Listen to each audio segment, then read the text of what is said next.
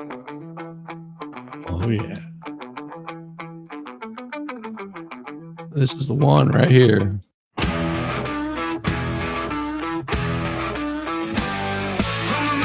To the ocean's wide, land of the brave, where eagles fly with iron will and steadfast pride. We claim our ground, we won't be denied. Oh, America, we rise for thee, land of strength and victory. With fierce resolve, we shout our song to the land where we belong. USA! USA! Hell yeah! Hell yeah! USA! USA! Hell yeah! Hell yeah!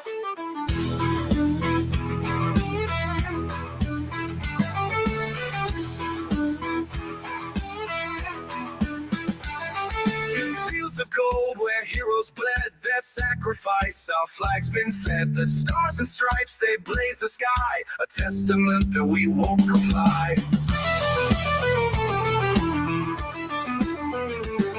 In fields of gold where heroes bled their sacrifice, our flag's been fed. The stars and stripes, they blaze the sky, a testament that we won't comply. USA! USA!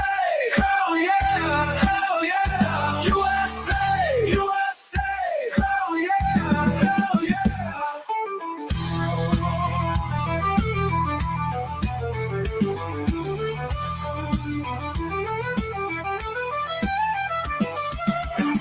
Shining sea we rise, defenders of our liberties. In every heart, a warrior's flame. In this great land, we stake our claim.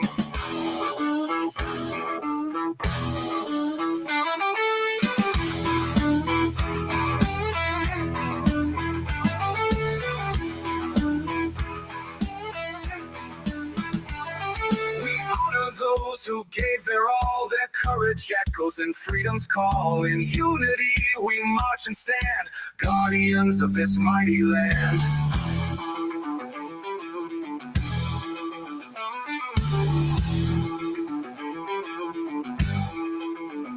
USA! USA!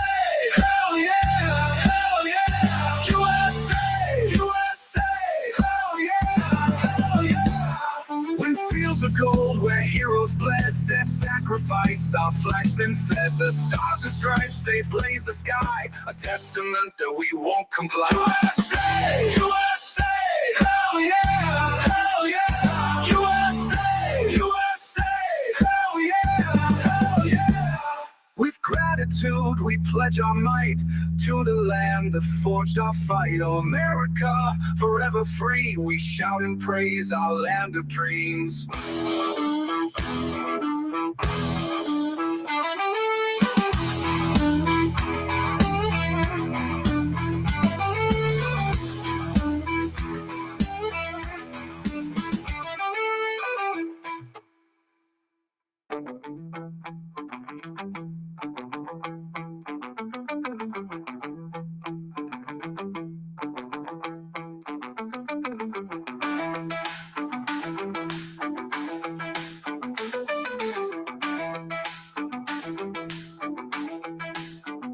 USA! USA! Hell yeah. Hell yeah. USA! USA! Hell yeah! Hell yeah!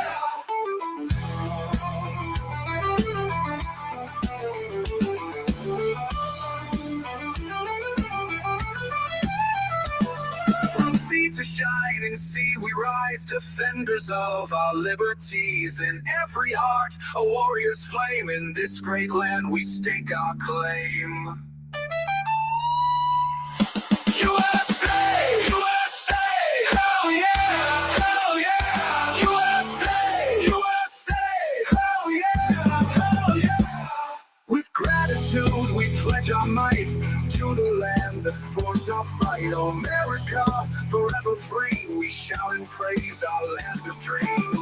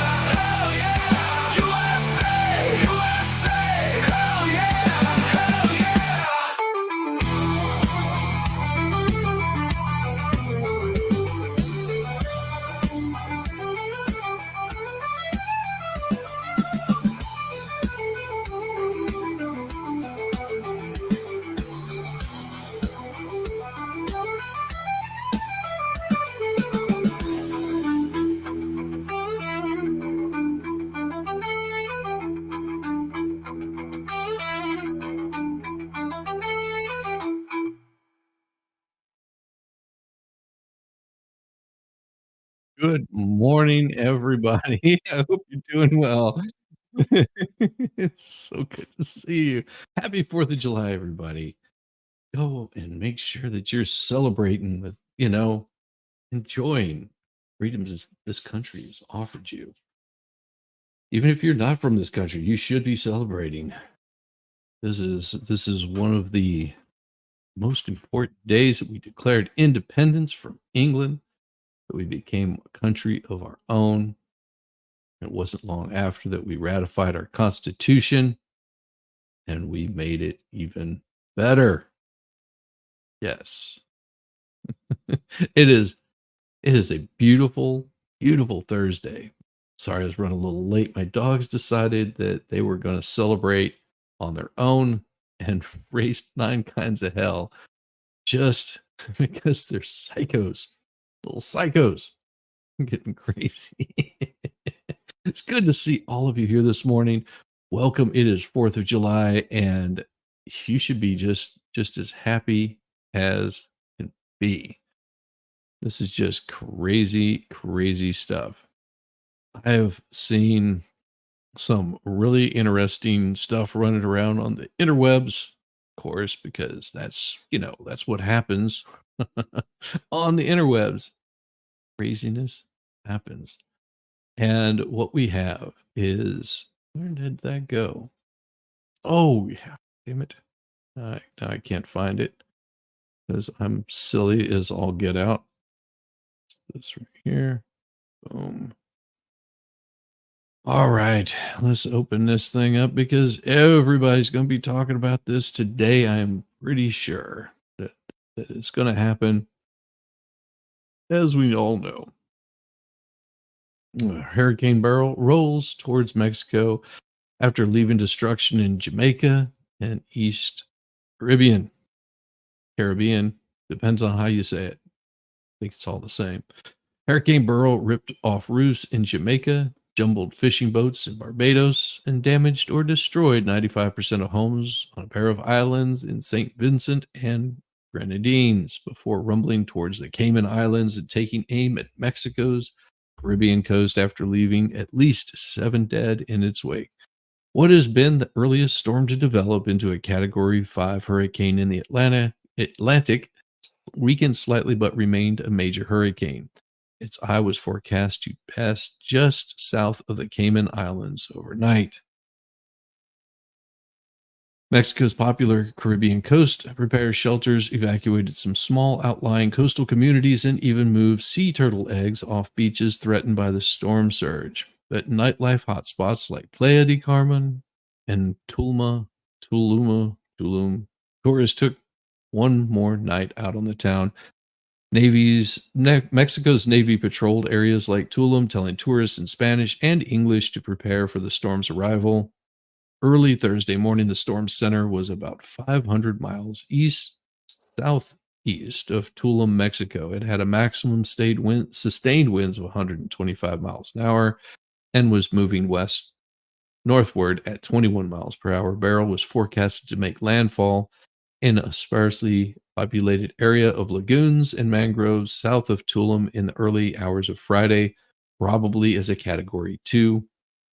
Then it was expected to cross the Yucatan Peninsula and re-strengthen over the warm Gulf of Mexico to make a second strike on Mexico's northeast corner near the Texas border. And this is the image provided by satellite imaging. So if the world was flat, damn, they're doing a crappy job at keeping the world flat.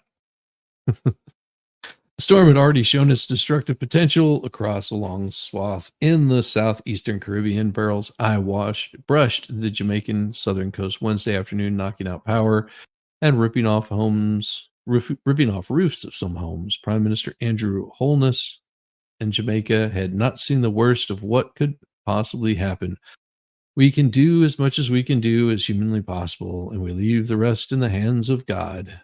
Several roadways in Jamaica's interior settlements were impacted by fallen trees and utility poles, while some communities in the northern section were without electricity, according to the government's information source.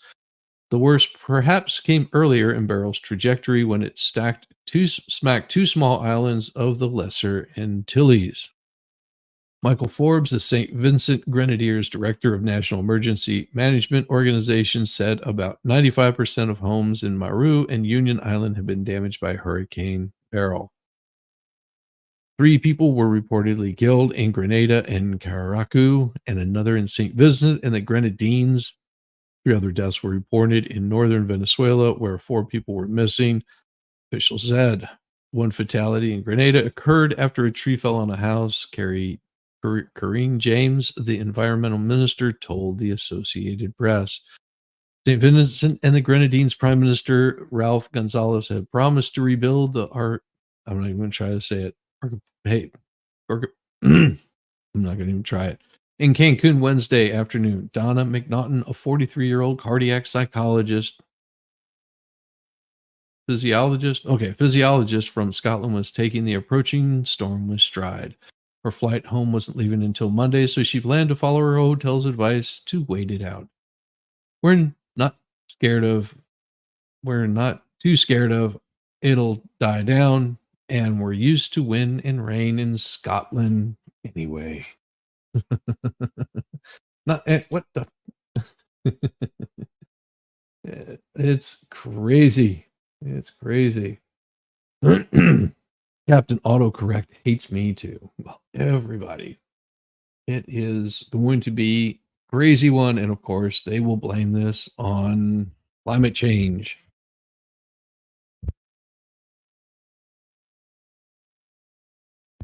It's called weather, folks.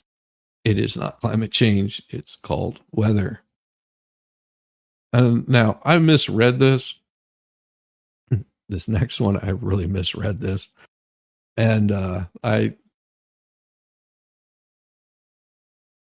sorry ahead of time. But this one here says Biden vows to keep running as signs point to rapidly eroding support for him on Capitol Hill. Now, I initially thought that this said Biden vows to keep running ass. That's what I thought it said. I was like, why is Biden running ass? It's just like, they make depends for that. Defiant, President Joe Biden vowed Wednesday to keep running for election. Fortunately, it's rejecting growing pressure from Democrats to withdraw after a disastrous presidency. Well, they're saying debate performance, but if you're just now waking up to his debate performance, then you should have been paying attention for the past 4 years. It hasn't been much better.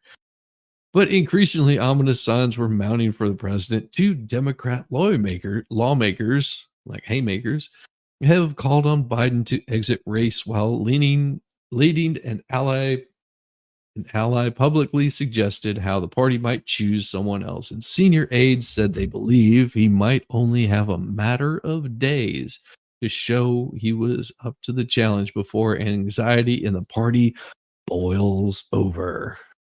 I'm pretty sure he already wears Depends. Well, I'm not even sure he has human parts down there.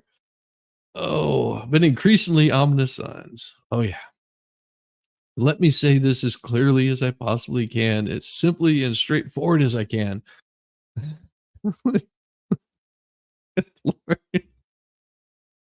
I just gotta do it. Can't help it. Let me say this clearly as I possibly can, simply and as straightforward as I can. I'm running, and no, there's no elder abuse. No one's pushing me out. Sorry, couldn't help it. Biden called on a call with staffers from a reelection campaign. I'm not leaving. I'm in this race to win the presidency and get Donald Trump out of there, and we're gonna win. In his private conversations, Biden was focused on efforts to course correct from his rocky debate and on the threat that, in his view, former President Donald Trump poses to the country as he scoured back for feeding on what went wrong last Thursday in Atlanta and took responsibility for his performance.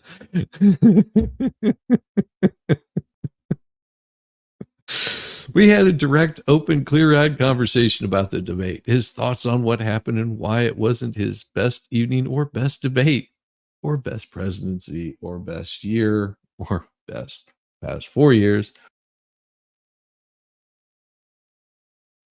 Uh, yeah, there will be a deep fake, heavily edited interview with George Snuffleupagus where he appears coherent, I'm sure. So Coons, who spoke with Biden on Thursday, said in an interview with the AP he wanted advice. He was asking earnestly for input and comment on what he should do to restore confidence and support, and what's the best path forward. Coons, the president's closest ally on Capitol Hill, said Biden clearly understood the urgency. Yes, he feels that urgency at least 5 times a day. Ooh, the difficult and importance of an election, as the senator advised that the president do more unscripted, open ended events to restore confidence in his candidacy. But he can't just drop out. It'll never happen, Don. It will never happen. If it does, I will be surprised. Who do they have that can actually go against Trump? I mean, right now, you've got a sitting president. Even if he's not worth it, you know, even if he's not worth a brain tumor, he is the sitting president. And it makes it a little bit more difficult for a sitting president to be removed from office, and it would be hard to replace him with anyone because so many people have been promoting how great that Trump is. If anybody tries to step in, it's going to look like they knew this all along. So it makes it even more difficult. Now, more than likely, they'll try to put, vice president up there to stand in for him because he'll mysteriously get too sick to do something or never know. Manchin, who left the Democrats and went independent, has people begging him not to ask Biden to step down. Manchin polls better than most Dems. Yeah, but see, here's the problem. Those are just polls. Polls don't fill out. Polls don't fill out reality. Mm. I didn't know dementia makes you stubborn. Yeah, dementia will make you really stubborn. It's crazy.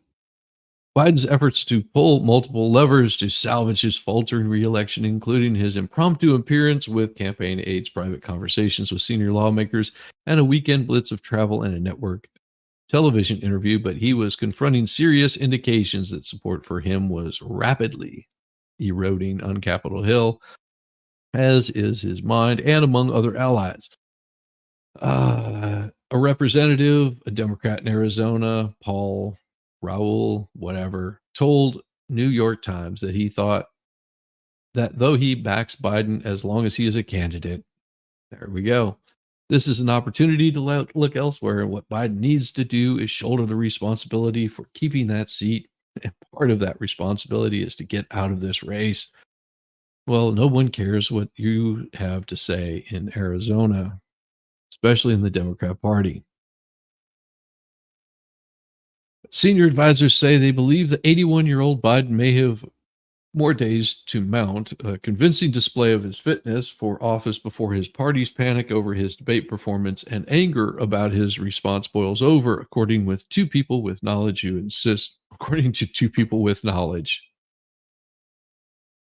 And let me guess, they want to be anonymous still. Oh, yeah, go figure.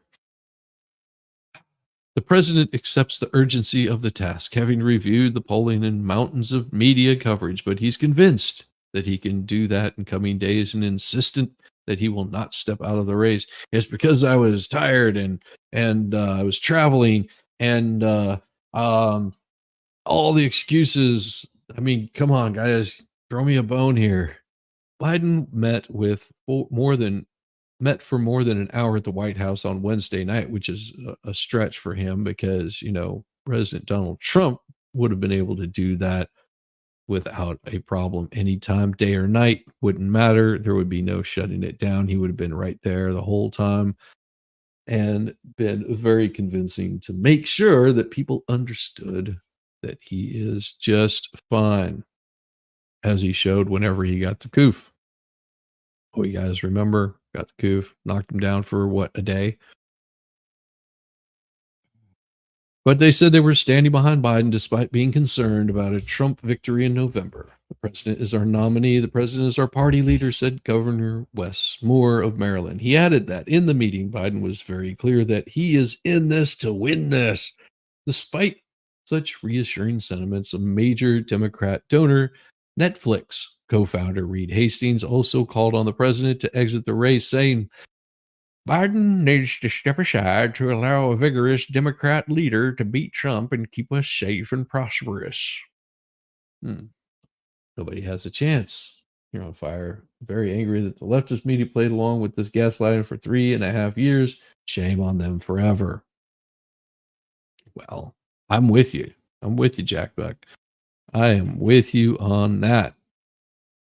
Despite such reassuring sentiments, and that all followed up Jim Clyburn, the longtime Biden friend and confidant, saying that he would back a mini primary in the run up to the Democrat National Convention next month if Biden were to leave the race. The South Carolina Democrat floated an idea that appeared to be laying the groundwork for an alternative choices by delegates during the Democrats' planned virtual roll call that is scheduled before the more formal party convention to begin in August 19th in Chicago. On CNN, Clyburn said Vice President Kamala Harris governors and others could join the competition. It would be fair to everybody. And there they go. She would lose so quick. Clyburn, a senior lawmaker who is a former member of his party's House leadership team, said he has not personally seen the president act as he did on the debate stage last week and called it concerning. Really? Well, Clyburn, if you were paying attention, we've been watching it for the past 3.5 years. He has good days, he has bad days. And even as other Democrat allies have remained quiet since Thursday's debate, there's a growing private frustration about the Biden campaign's response to this disastrous debate performance at a crucial moment in the campaign, particularly in Biden waiting several days to do direct damage control with senior members of his own party. Now, they were quick to jump on Trump because he didn't speak right away to the growing crowds outside of Capitol Hill on January the 6th. But Biden has taken days to try to address this. He gets little head taps from Jill Biden. Oh, good boy, you did so good. You answered all the questions. Oh, aren't you so wonderful? One Democrat aide said the lack in response has been worse than the debate performance itself, saying that lawmakers who support Biden wanted to see him directly combating the concerns about his stamina and in front of reporters and the voters. The aide was granted anonymity to candidly discuss inter-party dynamics.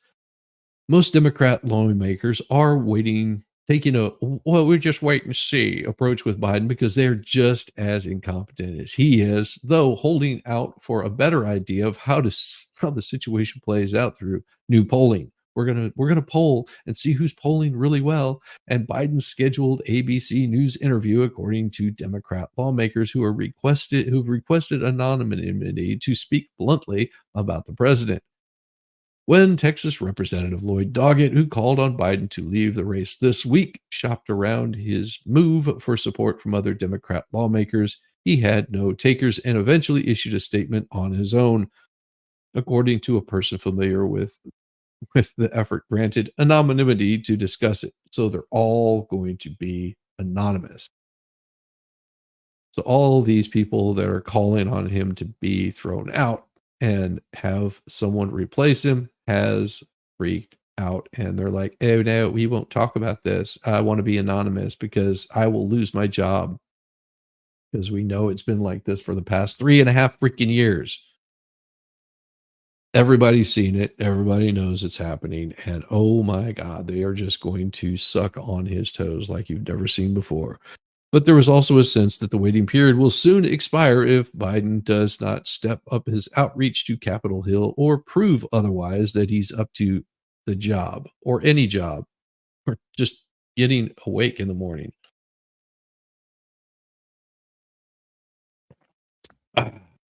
Some suggested Harris was emerging as the favorite to replace Biden. If he were to withdraw, though those involved in private discussions acknowledged that Governors Gavin Newsom and Gretchen Whitmer of Michigan remain viable alternatives. But for some insiders, Harris is viewed as the best prospect to quickly unify the party and avoid a messy and divisive convention fight.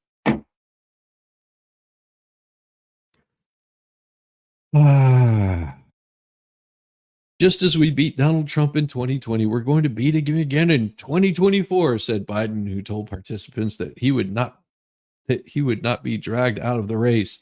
Harris added, "We will not back down. We will follow our president's lead. We will fight, and we will win." Did I do a good impression of her? White House Press Secretary Karine Jean-Pierre Luc the third was asked during a briefing and reporters whether Biden would consider stepping down. Well, they left out the whole conversation where she said, absolutely not. I cannot lay out something that would change the president's mind. Jean Pannier, toilet bowl scum about Biden continuing to seek a second term. Still, Democrats are unsatisfied with the explanations of Biden's debate performance from both White House staff, the president himself, all of CNN, all of ABC, all of MSNBC, all of CBS.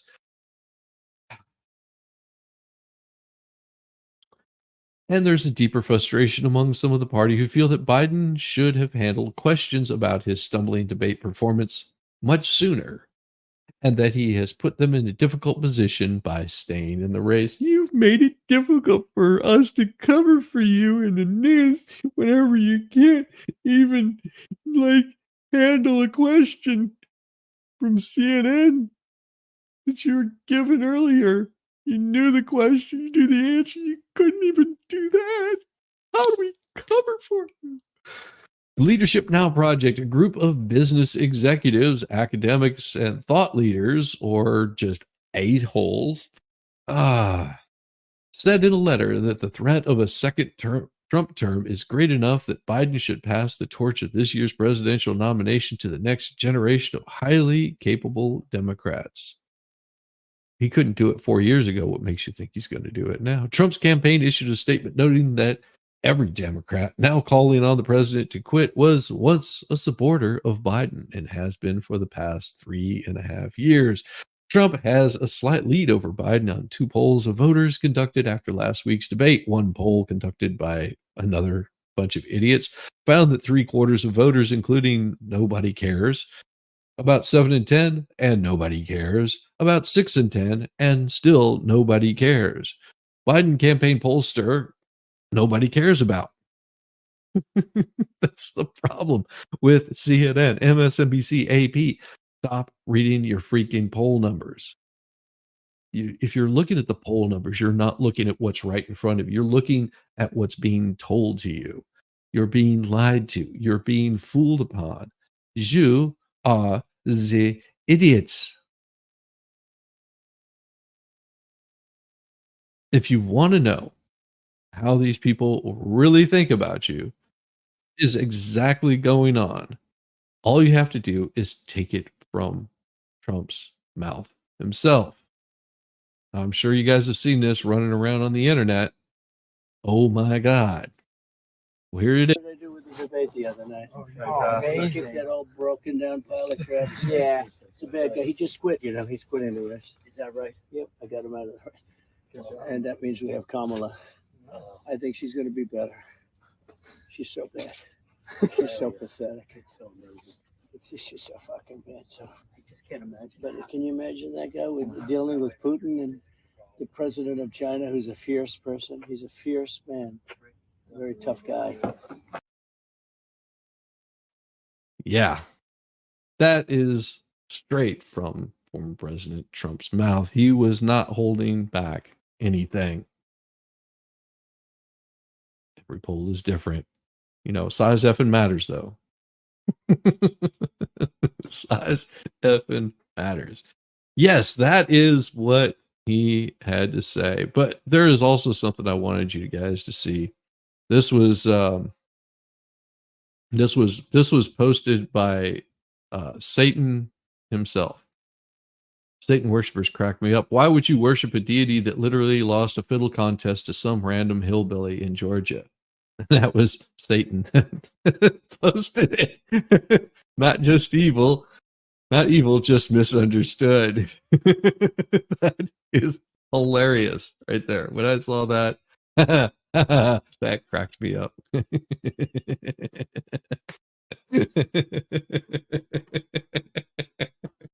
Oh, you have to take light of these idiots. I mean, you really do.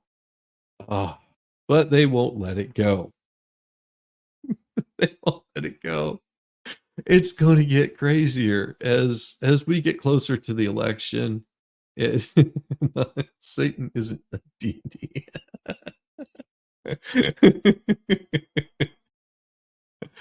Oh my God, this gets even funnier. All of these stories coming out are getting funnier. Here's how Harris could take over Biden's campaign cash if he drops out and she runs for president. What asshole what person decided they were going to write this story? Oh my God. You are so bad. You are so lost and confused. Meg Kinnard, are you a complete and just, did you ride the small school bus? That's all I want to know. I'll have to pull up. I have to do this in Meg's voice because this would be appropriate for Meg here because this is Meg saying this, not me, because I think that she's an idiot. Vice President Kamala Harris has been one of President Joe Biden's staunchest defenders following his shaky performance in last week's debate, but she's also emerged as a potential option to lead the party herself if Biden opted not to continue his campaign. One big question is what would happen to the current campaign's $91 million of cash on hand? According to the most recent filings, combined with the allied Democrat organizations and reelected effort, has access to $240 million cash on hand, the campaign said this week. Could Harris take over Biden-Harris campaign cash? Yes, although there are some caveats. Since the campaign account was registered with the FEC in the name of both candidates, Harris could use those funds for her own presidential effort if Biden were to drop out, according to Kenneth Gross, senior political law counsel at Akin Gump and former associate general counsel for the FEC. Can donors get refunds?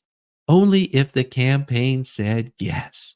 Legal scholars agree not all of them were smart enough to get their head out of their butts, but they could agree that if donors were asked for their money back after a candidate switch, the campaign would need to agree to that transfer. That means donors don't have an automatic right to get refunded. Once a donor makes a contribution, sort of like they did with Laura Owens, he or she relinquishes the rights to those funds, Gross said. Displeased donors thinking about suing likely wouldn't succeed. According to Bradley A. Smith, professor at Capital University School of Law in Ohio. When you give money to a campaign committee, it's pretty much theirs to do what they will and what they want to do with it, well, within the boundaries of law. It might be the small children that they don't want you, paying for. What happens to the funds if neither Biden nor Harris is the nominee? Well, let's put it this way. According to Gross, the campaign would have to give the money back. Well, sort of. Any donations designated for the primary which Biden won would stay with the campaign, Rose said, something that technically would apply to any money taken in by Biden Harris up to the Democratic National Convention in August. All contributions made prior to the August convention are deemed to be for the primary unless the donor designated in writing that the contribution is for general election. According to Smith, if Biden left the race and Harris didn't replace him as nominee, her former campaign could only transfer $2,000 of the money that had been collected to a new candidate. Could the campaign account be converted to a PAC? Maybe, but it might not be worthwhile. According to Gross, if both Biden and Harris either drop out of the contest or don't become the party's nominee, they could opt to designate the campaign funds for a super PAC or the party itself, but those transfers didn't. But if those transfers did happen, Smith says, the vast bulk of it would have to be in the independent expenditures, which tend to be less effective. Plus, he added guaranteed broadcast advertising rates are higher for parties than candidates, though that has a cost too. If Harris is left in the race, she could also do that with the funds too, or keep them for her own effort.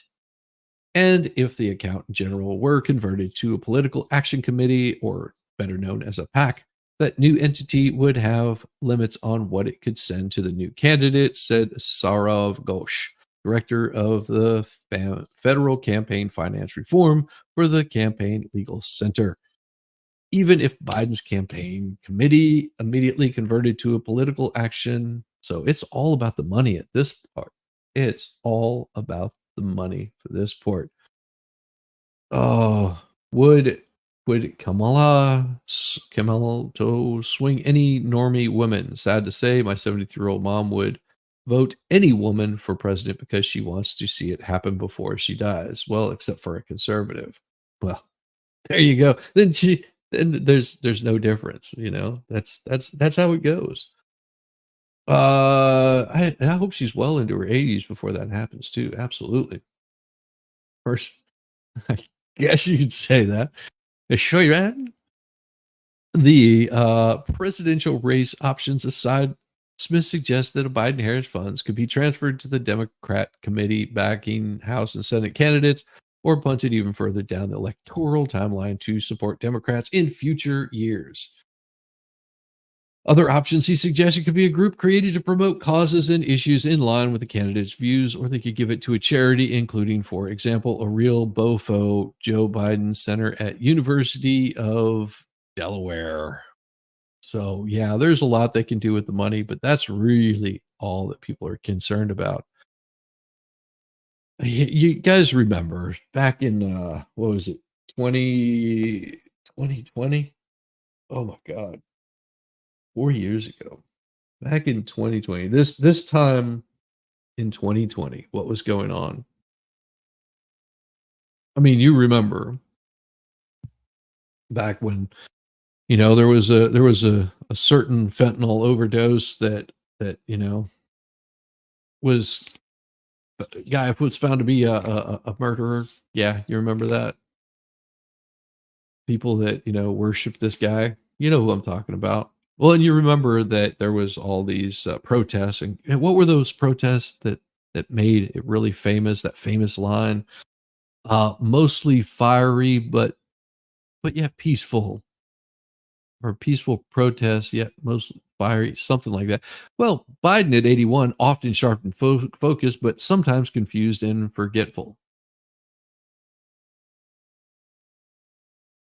They will lie to you and tell you they will be peeing on you and telling you that it's raining. That is how they expect us to think.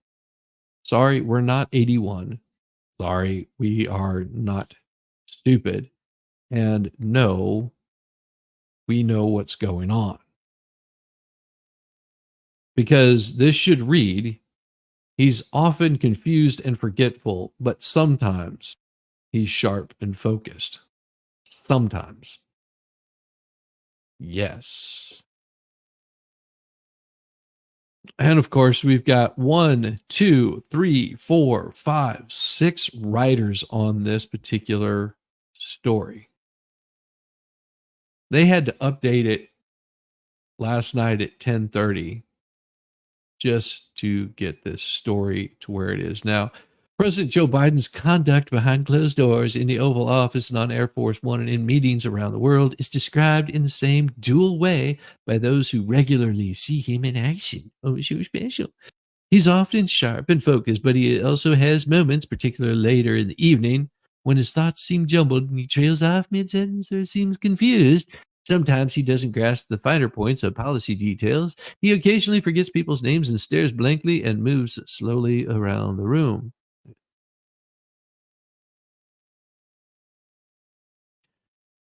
That's called Alzheimer's, dementia. Yeah, that's not a good sign. We've been saying this.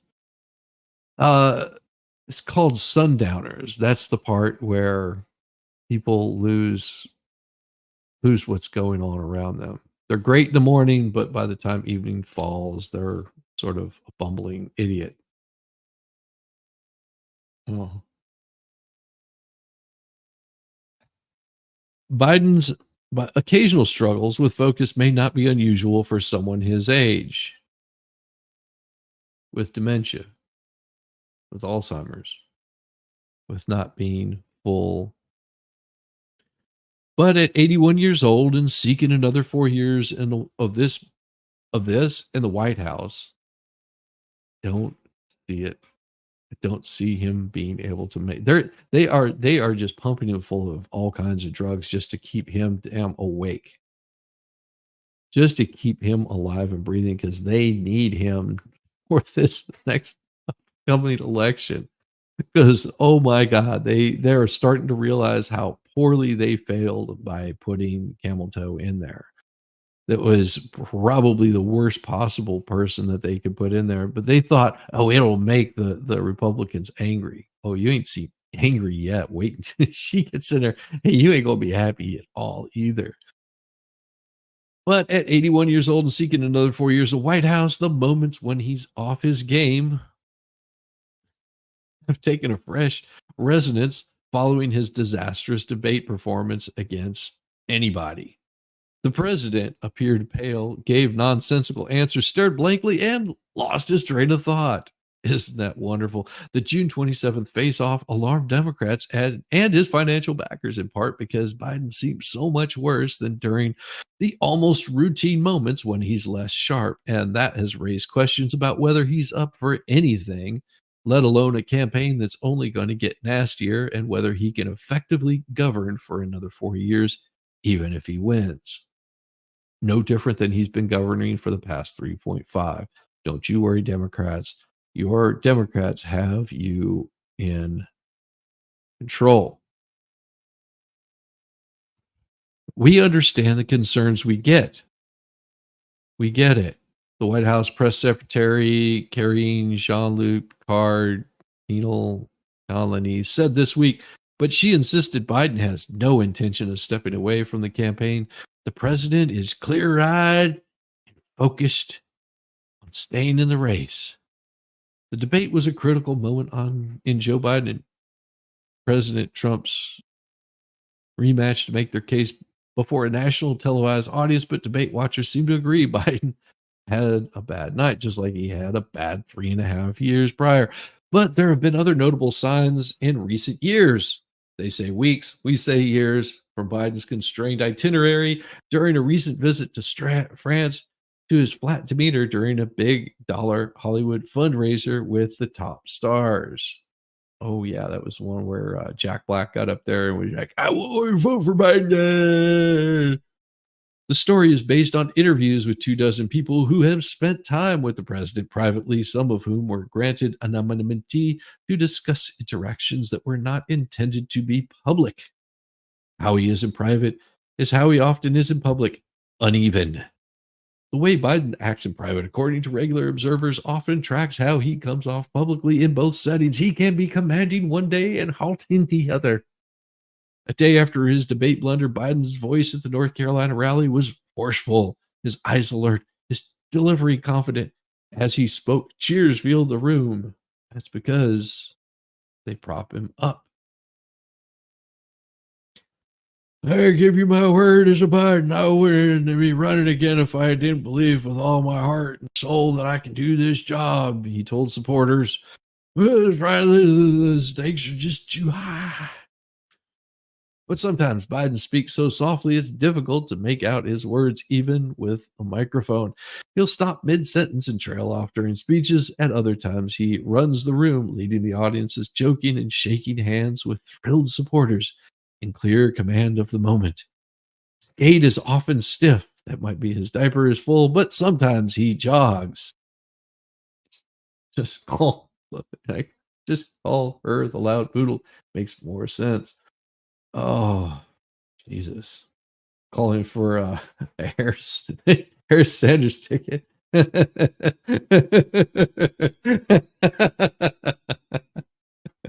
Oh, his State of the Union speech earlier this year was widely seen as confident whenever he couldn't even remember Larkin's name. Lakin, sorry. Lakin Riley. Remember her? Couldn't even say her name. Couldn't even say her name. You had no idea where you were at. You were reading off a teleprompter and you couldn't handle the pressure. Through it all, public concern about Biden's fitness for another 4 years has been persistent. An August 2023 poll from the Associated Press, Nork Center for Public Affairs Research, fully 77% of U.S. adults and Biden was too old to be effective. Don't care about your polls. Miss opportunities to manage the issue. One person who spends time with Biden regularly said there have been visible signs of his aging over the past 3.5 years that the president's team has failed to fully address. The debate performance accelerated concerns about what was really already a slow moving problem, even if Biden has offered assurances he can still effectively govern. Yeah. Even my grandfather knew at 81 how well he was doing.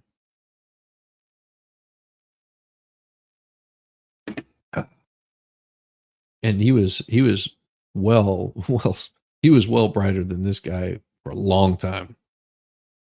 God rest his soul.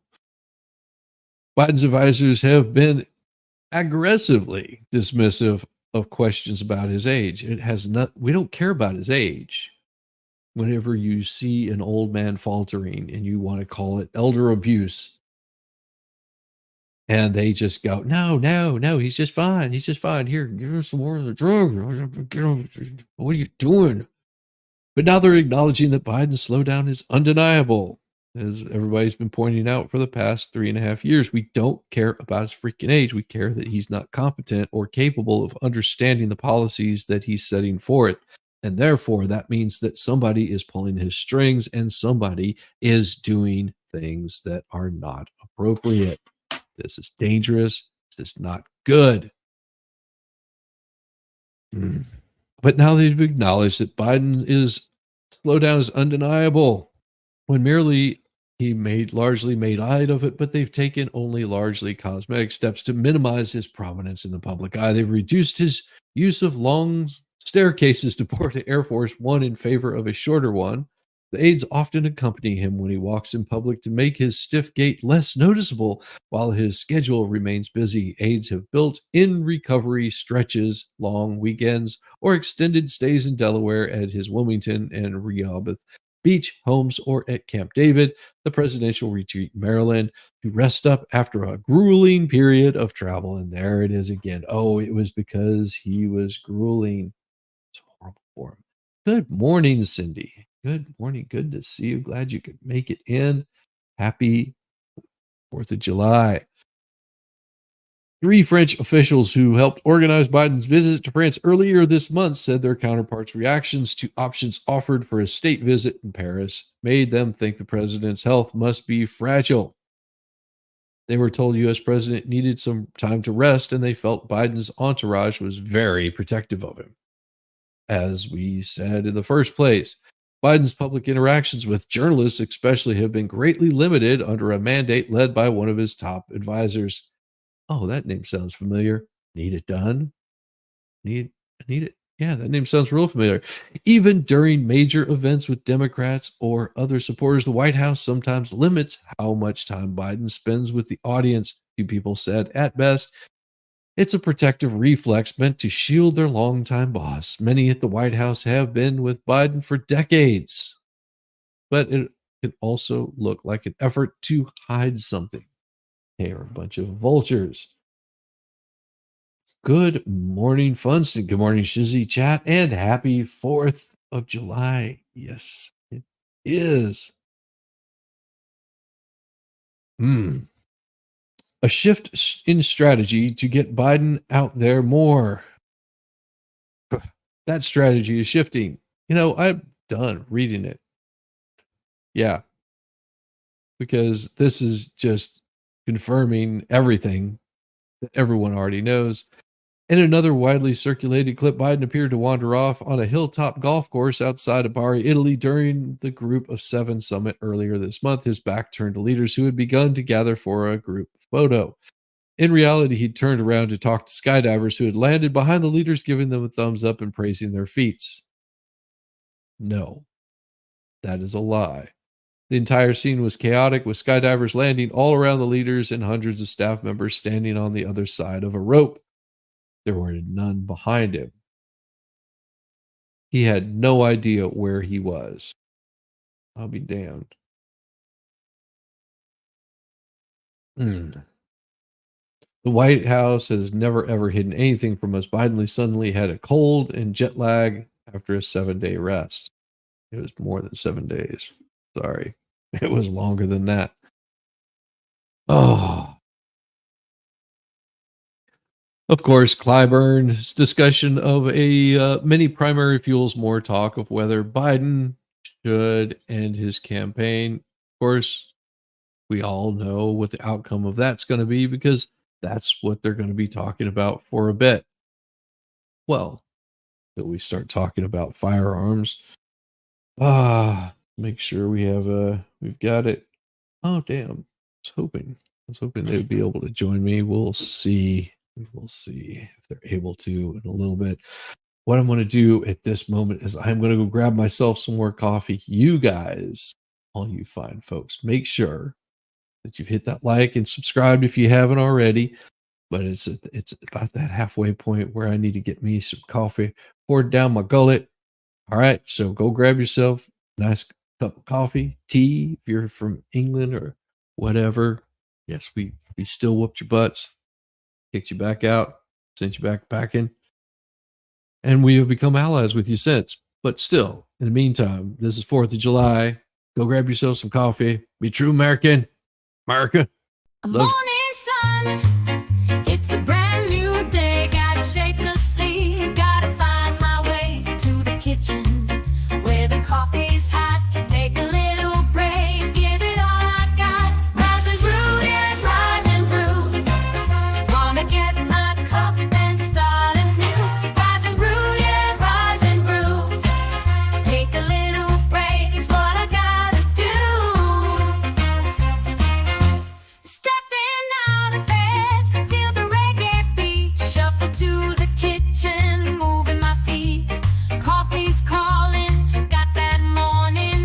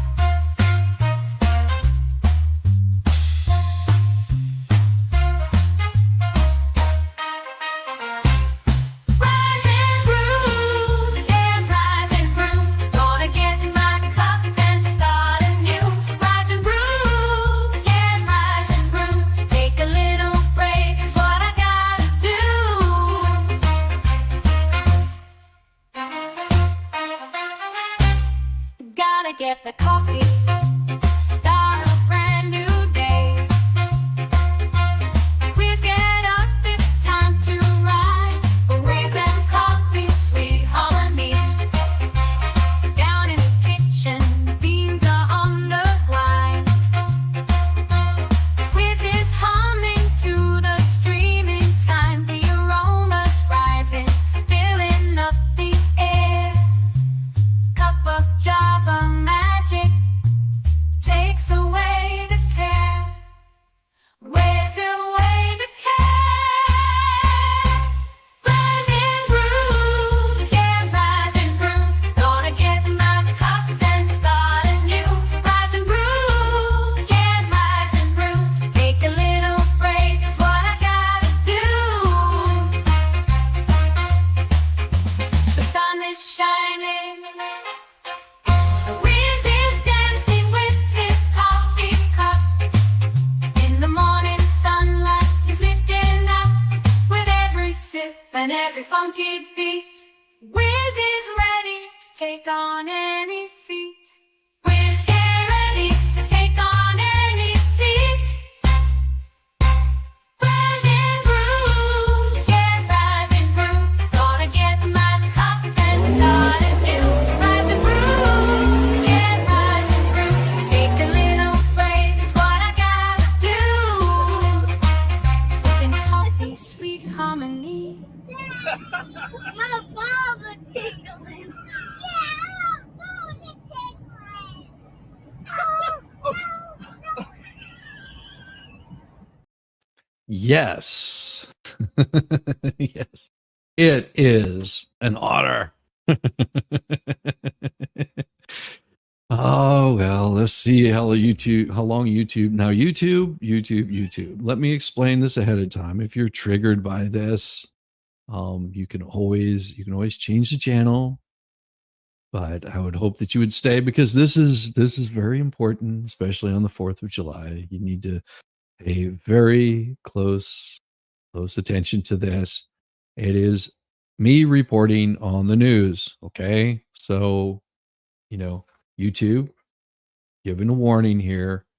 This is part of the news. It is a story, and it is meant to be informative.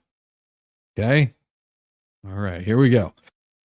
Why mass shootings and violence increase in the summer? Well, I can tell you why they increase in the summer is because the news has nothing better to report on than those kinds of things. And they've also changed the rules of what they consider a mass shooting.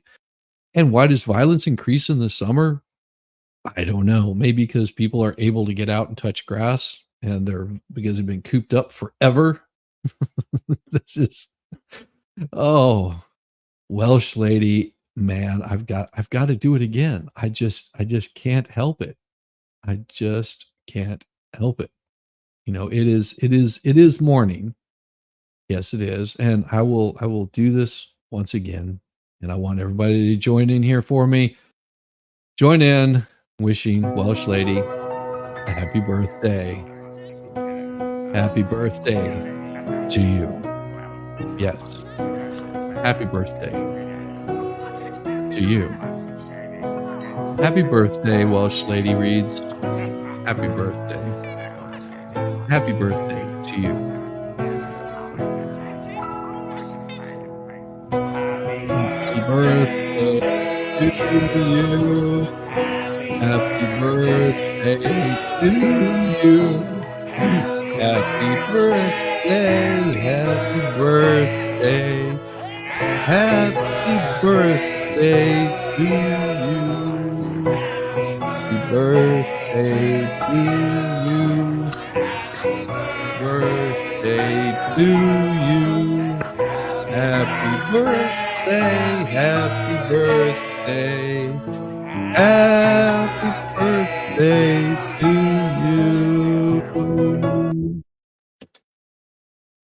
Again, happy birthday, Welsh lady reads. I am so privileged to have you around and wish you the happiest. May you have many, many more. Thank you very much. And And I don't know what else we can say. See, Cynthia even is in on it. Yes, happy birthday. Yes, I've been told that.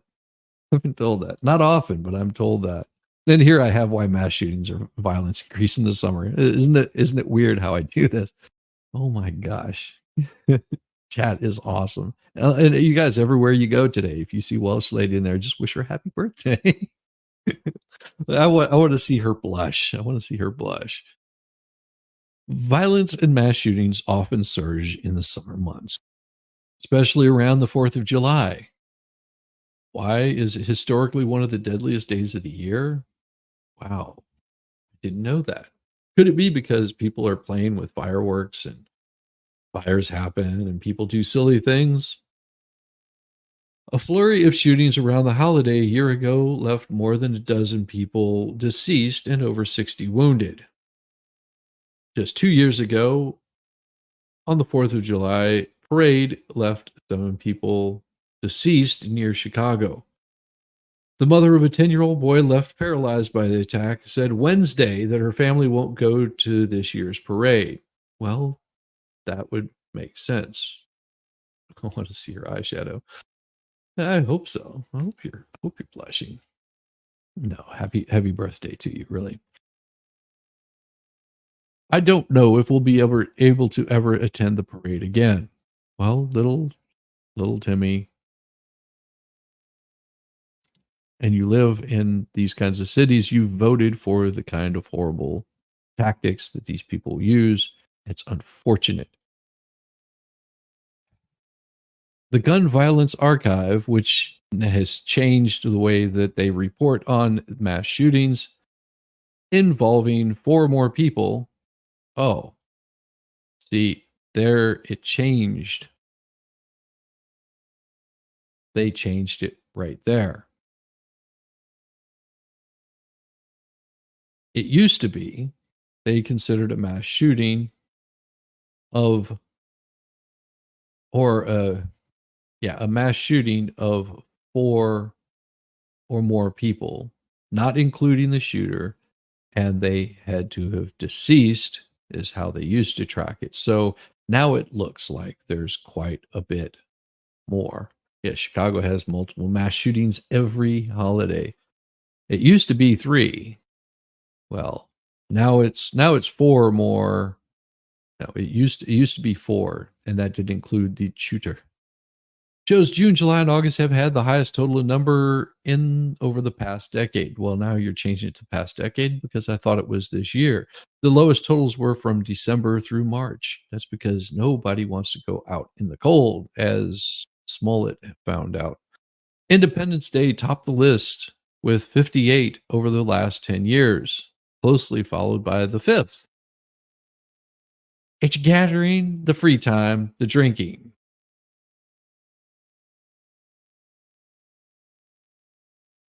Really? You want to blame it on the drinking? A professor at Northeastern University who oversees, now there's a big difference here between mass killings and mass shootings. Okay. So this is a database maintained by the AP and USA Today. Why is the AP and USA Today in charge of this? So why would we believe them over what we see? And you realize that the cities that firearms are allowed, where citizens are allowed to protect themselves, where inside a business where somebody is allowed to protect themselves, where all of the people that legally carry firearms reside, you see a lot less of these things happening. Why is that? Why does it only happen in some cities but not others? In the first half of this year, there were 14 of those were shootings, with at least 4 that were dead. That's it, at least 4. So out of 14 shootings, 4 dead. Out of 14 mass deletions, 4. The nation recorded the highest number of mass shootings, 39, since the tracking began in 2023. This is under Biden's watch. What does that tell you? The Alberts in Canton are guilty of a mass killing. Yeah. Researchers point to a combination of factors that historically have caused the summer months to see an increase. Well, school's out for summer. Now, tell me why. Back whenever I was much younger, where you didn't have and you can look this up. Back in the day, you didn't have people able to carry as much firearms as they do now. Back whenever I was a child, I spent entire summers outside. Entire summers. It was very rare that in the summer my ass made it inside before the sun went down. I think I would stop by for lunch or stop by a friend's house for lunch. But I was usually out hanging with friends, doing summer things, going to my grandparents and being on a farm, running around barefoot in just nothing more than a pair of shorts for hours and hours and hours and hours on end, from the time that the sun came up to the time that the sun went down. Yes, drinking well water, using an outhouse.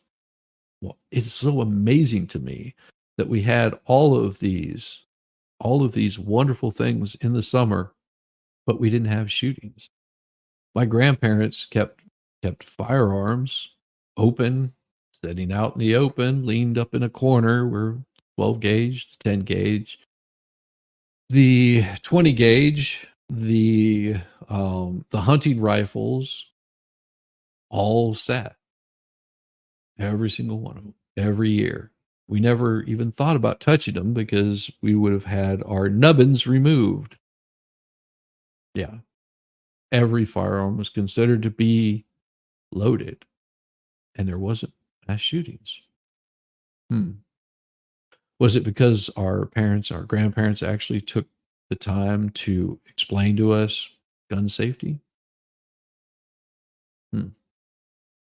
Where people that did crazy things were locked up into mental institutions. If you think about this, back in the 80s, how many people, how many teenagers, how many youth were talking about removing body parts? Do you think maybe the mental crisis has grown to a point that it's unsustainable? I don't know. You tell me. I'm just an idiot with a microphone. Teenagers also have more idle times on their hands. It's like opportunity shifts in the summer. What do you mean they have idle time? I mean, aren't these teenagers able to get jobs? Oh, that's right. They're not able to get jobs because why? Because nobody's going to hire a teenager at $15 an hour to flip burgers. Used to be whenever you were a teenager that you could get a job. You had to be 14 to be able to get a job working at most places. Now you have to be 21 just to work as a stripper in a bar in Florida. Used to be you could be 18. Not legal drinking age, but you could be 18. It is insane to me that they're wondering why we have these issues. Well, there's a lot of contributing factors. Society is on a downhill slope. People are getting stupider. I don't know. The sun's cooking their brain. No. Maybe there's something in their water that we're not seeing. Who knows? After 2 mass shootings apart in Dayton, Ohio, that's Dayton, Ohio, another anti-gun place, left a total of 3 people deceased and 8 injured in late June. People said one of the shootings took place at a vacant house where hundreds of teens and young adults gathered. Why were they there? What were they doing there? Were they drinking? Were they partying? Did they start something with somebody else? Thought that the attitudes and the behaviors that they have on the interwebs, they could do that in real life without consequences? Don't know. Well, and Eric Henderson, city's assistant chief, who pointed out it was the third party since mid-June where trouble erupted after young people took over a vacant house. Why is the house vacant, and why weren't the police there to stop that in the first place? Goes to show. Teens gathering in a vacant house. We did the same thing. Never had any problems with it. I mean, there was more underage drinking and probably a lot of sex, but that was also teenagers. More social events, more drinking, family reunions, block parties. Well, I've seen some of these block parties, and if that's what you call a block party, that looks more to me like something horrible is happening.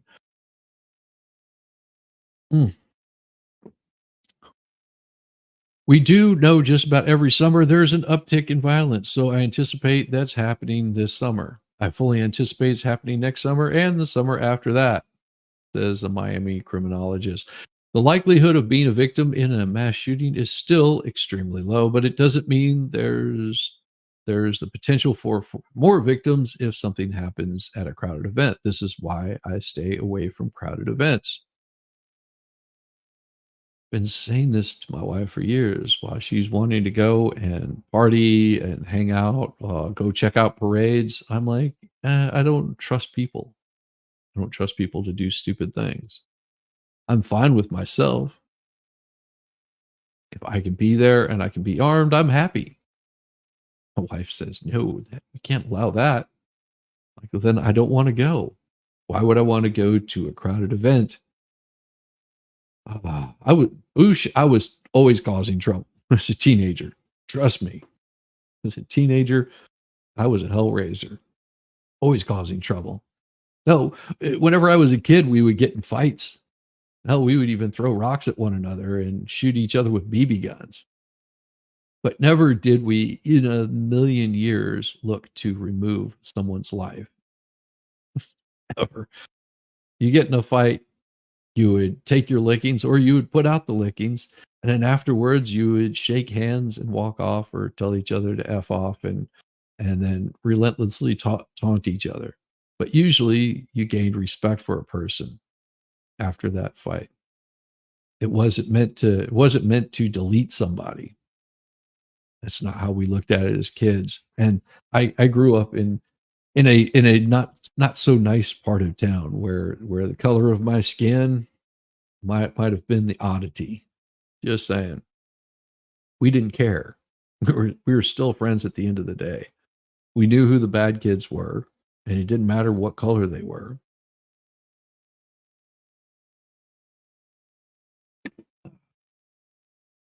And we avoided the ones that were going to be the ones that were troublemakers.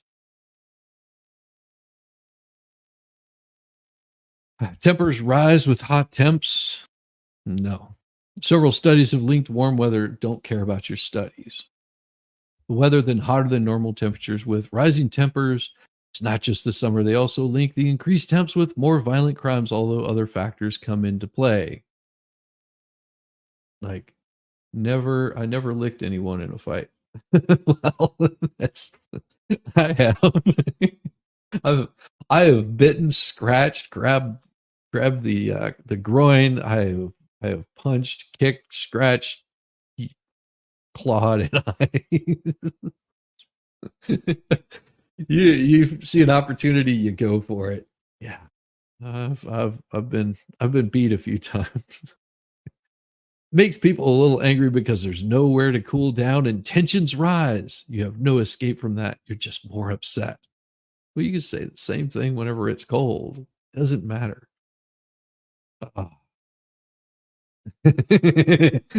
Bird, quick, way to end it. Just get the F away from me. It's awesome. Oh, maybe it's because kids have more time on their hands in the summer. It's because they aren't, and that's what I said. Whenever we were teenagers, we had jobs. We had things to do. But you can't get a job anymore as a teenager because nobody's wanting to pay you $15 an hour to flip burgers. They're not wanting to pay you $15 an hour to rake their lawn or whatever it is that you might be able to do as a summer job. There's no entrepreneurship. It's woe is me because of the color of my skin or my social economic status or whatever it might be. There's no incentive for kids to be kids anymore, to figure out what it's like to have that little bit of walking cash. Parents are so worried about their child growing up that they have to doctor, protect them, hold them, cower over them, and not let children experience life on their own. Dangerous, scary, because parents are worried about their children and know it's not safe out there. But if parents have been doing the job for the past, 18 years or 14 or 12 or however many years that they've had their kids around, kids are going to be pretty well equipped to handle it. That right there, I think, comes down to some of the parents not being able to equip these children with the skills to become productive adults. Ah, okay. Now that I've got that out, we'll continue on with this one because this is hilarious too. A conservative leading the pro Trump project. This is not. This is not conservative leading the pro. I'm going to try to say this right because they've got this so confusing. They're saying that a conservative leading the pro-Trump Project 2025 suggests there will be a new American revolution. Oh, oh, are you ready for this one? Because at some point we're going to sit down. We're going to read this Project 2025, and it'll probably be soon. We're going to go over some of the finer points in this Project 2025. It's written by the Heritage Foundation, which just happens to be one of those conservative think tanks or whatever. They were highly promoted by Rush Limbaugh and other conservative, people.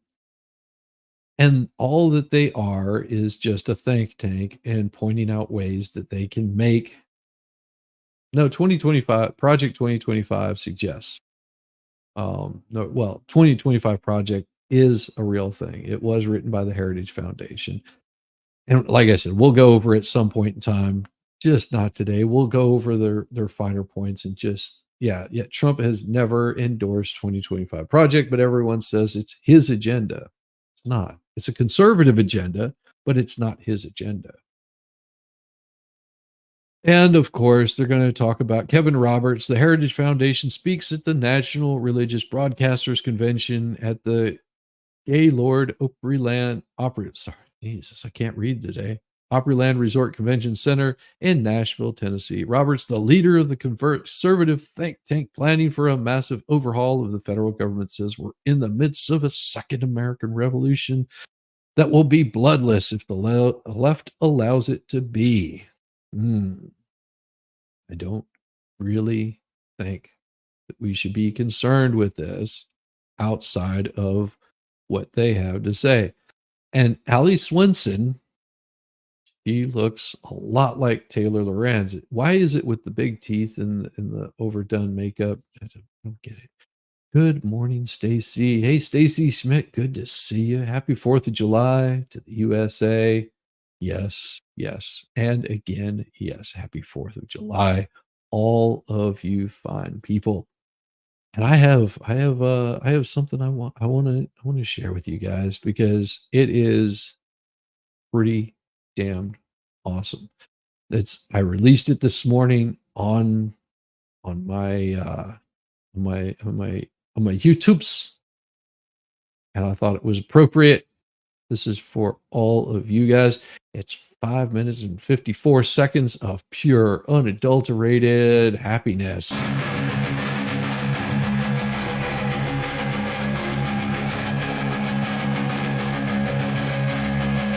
From the mountains to the oceans wide, land of the brave where eagles fly. With iron will and steadfast pride, we claim our ground, we won't be denied.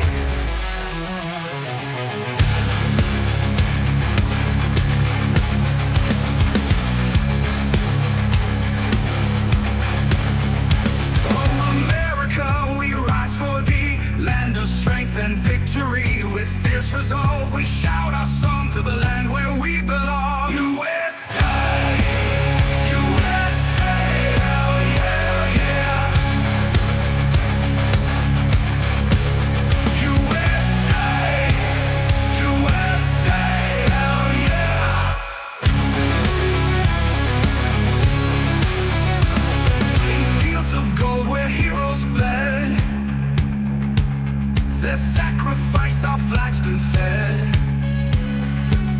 The stars and stripes they blaze the sky, a testament that we won't comply.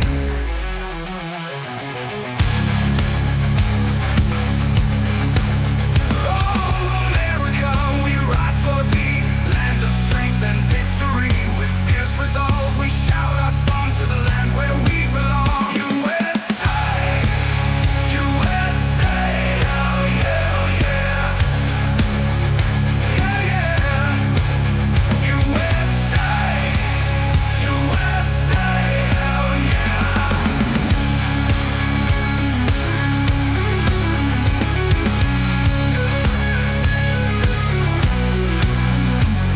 In fields of gold where heroes bled, their sacrifice our flag's been fed. The stars and stripes they blaze the sky, a testament that we won't comply. USA, USA, hell yeah. USA, USA, hell yeah.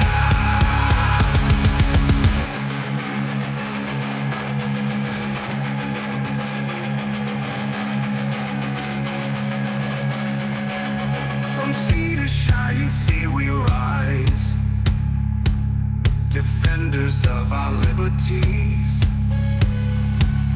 In every heart a warrior's flame, in this great land we stake our claim.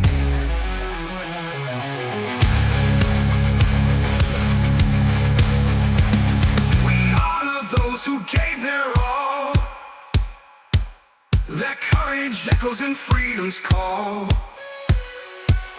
In unity we march and stand, guardians of this mighty land.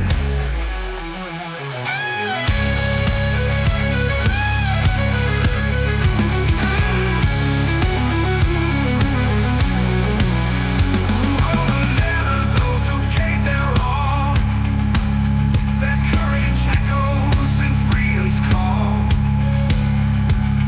In unity we march and stand, guardians of this mighty land.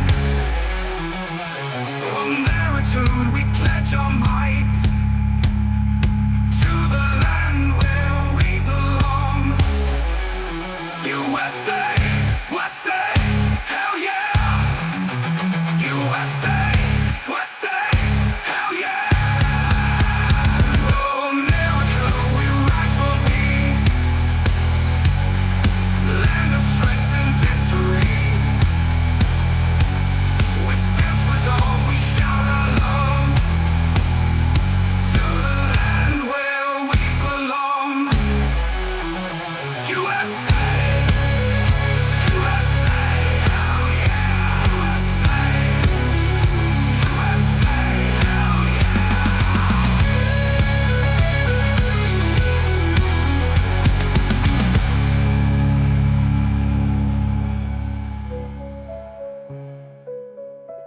sea to shining sea we rise, defenders of our liberties. In every heart a warrior's flame. In this great land we stake our claim.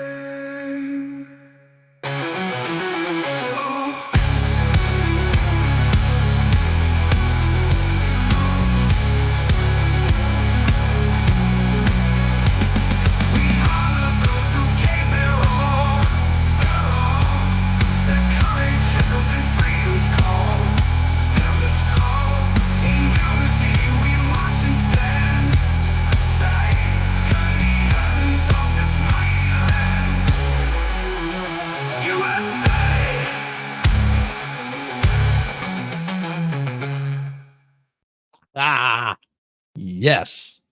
That is awesome song. I thought it was really damn fitting. I was up until 1 o'clock in the morning working on that just to get that out to you guys. That's how awesome it was. I was like, yeah, I'm keeping this one in there. That was the second one. The first one is the one I played for you earlier this morning. That was the first version of it, which is also good. But this one I think was much, much, much better. Much, much better. All right, back to the news here. The leader of a conservative think tank orchestrating plans for a massive overhaul of the federal government, no different than it was with the Tea Party. They were big supporters of the Tea Party. In the event of a Republican presidential win, said the country is in the midst of a second American Revolution that will be bloodless if the left allows it to be. As you can see right there, they are saying, makes you super homesick. Oh, where are you at? Did you say you were going out of country? I didn't know that. I can't remember. This right here is what they're saying is we do not want bloodshed on the streets. It is no different than wanting to take back what America stood for and has stand for. You're in Copenhagen. Awesome. Awesome. This is one place that my brother-in-law has been to that I haven't, damn it. He went to Copenhagen with some friends of his way back in the day. They went to Amsterdam, Copenhagen. They had a blast. I hope you're having a wonderful time and you are missed just Don. Also, give that man of yours a big old hug from me. I hope he's doing well today. Oh my gosh. And anyone that says they don't listen to the party in the USA on the 4th is fooling nobody. Love it. Oh man. Bring Baker a cheesecake. If you can find one, he's probably taken them all and hidden them. The Heritage Foundation president Kevin Roberts made the comments Tuesday on Steve Bannon's War Room podcast. Damn, I started to sound like Kennedy there for a second. Adding that Republicans are in the process of taking this country back. Now, as he says, Republicans, and some of these are rhinos. Just be wary of these kinds of people. Democrats are apocalyptic right now because the right is winning. Well, the right's been winning for quite some time. Just saying. Roberts told former U.S. Representative Dave Bratt, one of the podcast guest hosts, as Bannon is serving a 4-month prison term. Why is he serving a 4-month prison term? Look it up. You'll see. It's BS. And you know that it's BS. And he knows it's BS. But he's not going to be quieted. And so I come full circle on this response and just want to encourage you with some substance that we are in the process of a second American Revolution, which will remain bloodless if the left allows it to be. Roberts' remarks shed light on how a group that promises to have significant influence over a possible... No, they won't. The only person that's going to have significant influence over Trump in a second term is Trump himself. He can tank himself or he can continue to do what he is doing. It is entirely up to him. It is crazy that people that think this is all about Trump, it's not. The Heritage Foundation is spearheading Project 2025, a sweeping roadmap for a new conservative. Don't be fooled by what they're saying, GOP administration. They mean conservative administration that includes plans for dismantling aspects of the federal government and ousting thousands of civil servants in favor of Trump loyalists. No, that's not what they're looking to do. If you read what they're talking about, they want to remove the power of the government and return it back to the rightful owners of the reason why we are celebrating 4th of July is these people have become kings. They have become people that we threw out of this country. They have become oligarchs, and they are taking away our rights and our freedoms piece by piece, slowly. They are dismantling everything that this country stands for. They've taken away what made this country great.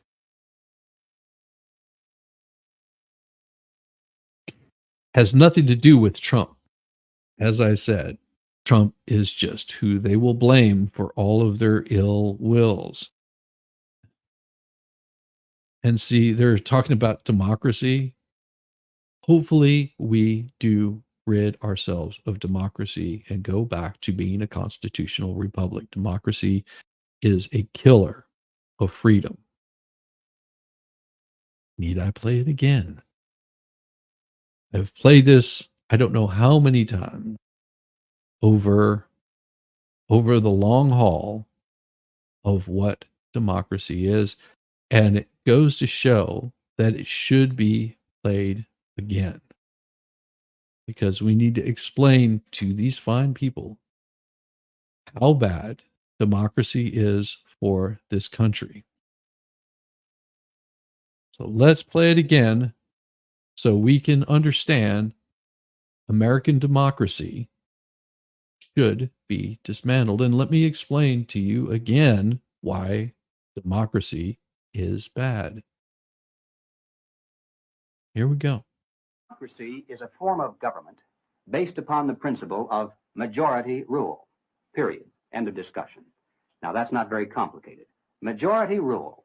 It's easy to understand, easy to sell to the masses, and I might add, deadly. For example, what would you call a lynch mob? That's majority rule. There's only one dissenting vote, and he's at the end of the rope. Now, that's pure democracy in action. But wait a minute, you say. The majority should rule, yes, but not to the extent of destroying the rights of the minority. And now, ladies and gentlemen, we are no longer describing a democracy. We are speaking of a republic. A republic is a limited democracy. It's a form of government based upon the principle of limited majority rule. Limited so that the minority, even a minority of one, can be protected against the whims and passions of the majority. And how do you protect the minority from the majority? You write down a set of rules on a piece of paper. You say, this we can do, that we cannot. At the top of the paper, you write the word Constitution. And then everyone agrees to follow the rules no matter what the temptation. And when you're finished, you've created a constitutional republic. That's what this country is about. It is a constitutional republic, and that is what these folks are wanting to bring back.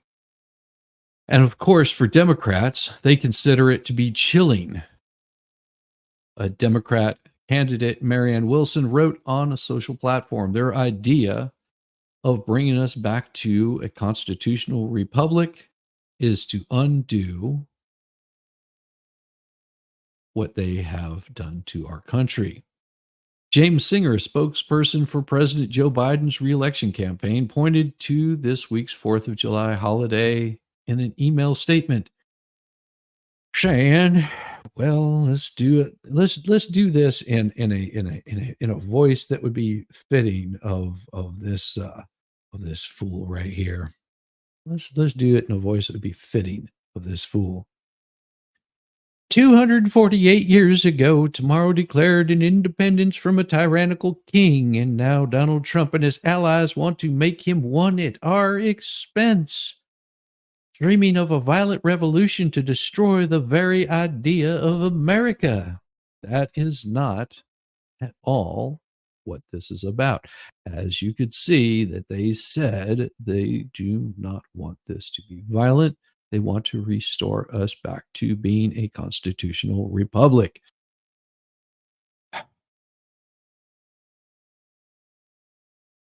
Roberts, whose name Bannon recently floated to the New York Times as a potential chief of staff option for Trump, also said on the podcast that Republicans should be encouraged by the Supreme Court's recent immunity ruling. He said Monday's decision, which gives presidents limited immunity from prosecution, it's not broad immunity, it is limited.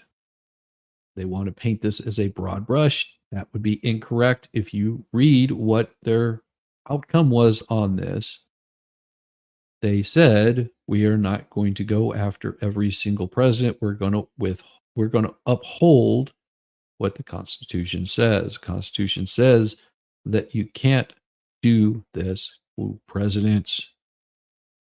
It's vital to ensure a president won't have to second guess, triple guess, or be undermined by every single decision that they're making in their official capacity. They don't have to go by poll numbers.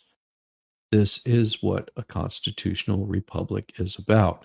And it also stays within not infringing on other people's rights. If you want to go after Trump for things that he did while he was in office, then it leaves it open to go after every single president over the acts that were committed while they were in office, acts that are criminal, beyond criminal. Need we say more about the drone attacks that Obama committed? Need we say more about about Bush sending troops into the first Gulf War? He did that under the pretense that there were weapons of mass destruction. Had he second guessed that, well, we probably wouldn't have had to deal with that crap in the first place. They never would have went after Osama bin Laden. They never would have taken out Soleimani.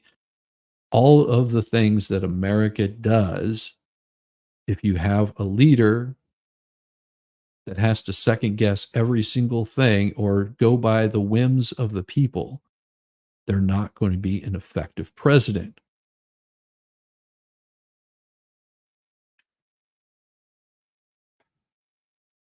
These patriots are committed to a peaceful revolution at the ballot box. Unfortunately, it's the left that has a long history of violence, as is true. So it's up to them to allow a peaceful transfer of power. Technically, that was the second Gulf War, more like the third or fourth. I mean, we've been over there multiple times. Reasons unknown to me. These patriots are committed. Okay. Roberts pointed to the protests after Lord George Floyd by the police in 2020, some of which erupted into crime, vandalism, and violence. Almost every one of those turned into crime, vandalism, and violence. Almost every single one of those protests devolved into violence, crime. There's a reason why Rittenhouse had to do what he did, because the mob was violent. And a few people took it one step further.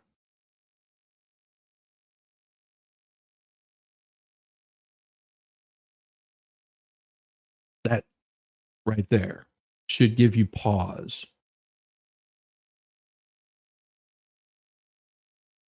Democrats, in turn, have accused the Republican counterparts of violence, and they name one day in for just a few hours in which they trespassed on the Capitol, in which Trump supporters tried to forcibly overturn a lost President Joe Biden. No, they did not. Because what you're saying is that they committed insurrection. And we already know that that is a lie.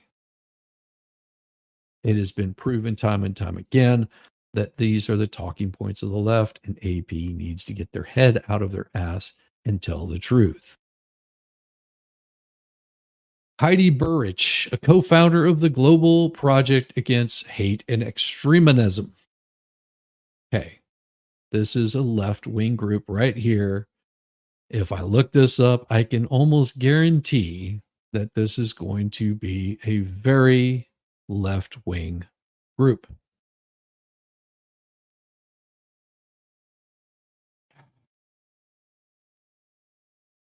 Well, let's see who their team is. Oh, good Lord. This is their group.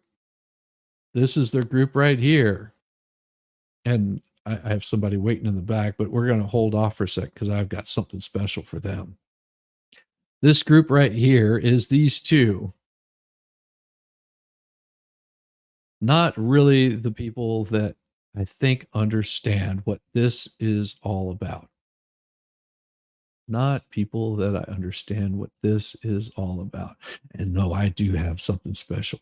Rush me. I've got something special for this guy. He is going to surprise you in probably the best possible way.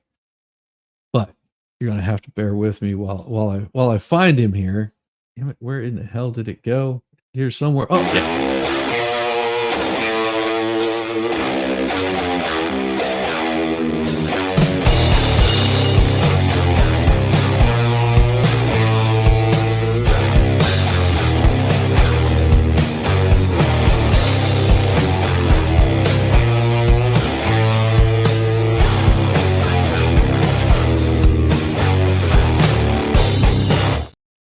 Good morning.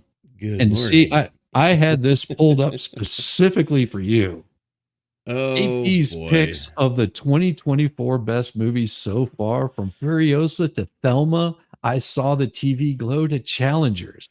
Now, all you have to do is you're going to give me a little bit of Siskel and Ebert there, but you're going to use two thumbs, either like this, meaning like, it's okay, or two thumbs down, it's absolute crap, or two thumbs up, that's going to be a good one. Okay. We're going to go through these. So it's going to go quick. All right. These are AP's top picks. You ready with your thumbs? Okay. I'll be completely honest. There's a bunch of these that I have not yet seen. So, Well, yeah. and you can just do this as you haven't seen it or something. Yeah. All right. Okay. All right. So Inside Out 2. I'm actually going to give it a recommendation. Okay. I Saw the TV Glow. Okay. Don't know about that one. I've seen the ad promos for it, but I don't know anything. I haven't actually seen like the stuff about it. Dune Part 2. Oh, 2 thumbs up. Robot Dreams. not familiar with that one. Okay. Challengers. Okay, I've heard about this one. I don't really know anything, but it's a rom-com as far as I know. So for me, it's a Sexy psychodrama. Okay. Furiosa. okay. I know it's going to sound surprising, but I'm actually going to give it a thumbs up.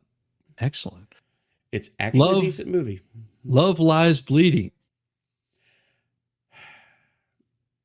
It's got Kristen Stewart in it. There's supposed to be, I guess, pulpy genre experiment, like a pulp classic. This is a difficult to feat, brand new film, but a testament to her wholly original creation about female bodybuilders, toxic masculinity, featuring what Coyle aptly dubbed a peak Christian Stewart. Green Border, a Polish director. Holland's latest is easily the most searing, unforgettable, and essential movie of the year so far, which doesn't mean it's exactly easy to watch. 2 mile wide exclusion zone around the border between Poland and Belarus, based on some real life experiences of the migrants or illegals, refugees, including a family from Syria, find themselves used as pawns by both countries and pushed, even literally thrown. Don't know, never heard of it. Sounds like it was probably, the kind of a drama, World War II or post World Venice War Film II Festival. Kind of, yeah. Never heard of it. Sounds interesting at least. I mean, because I love history, so I'll give it a watch. Anything with Kristen Stewart is crap. Thelma. Yeah. I mean, at least it's not the glowing or glittering. What do they call them? Vampires or wolves? Right. That Manscaped. I don't understand. Thelma. Okay, so I've heard some mixed ones about this, so I'm gonna. I don't really have a baseline on that one, just because I have not seen that one yet myself. But yeah, Ghostlight. Okay, so Ghostlight, I've heard a few things about. I mean, it sounds interesting. So I'm gonna go ahead. And, yeah. Okay.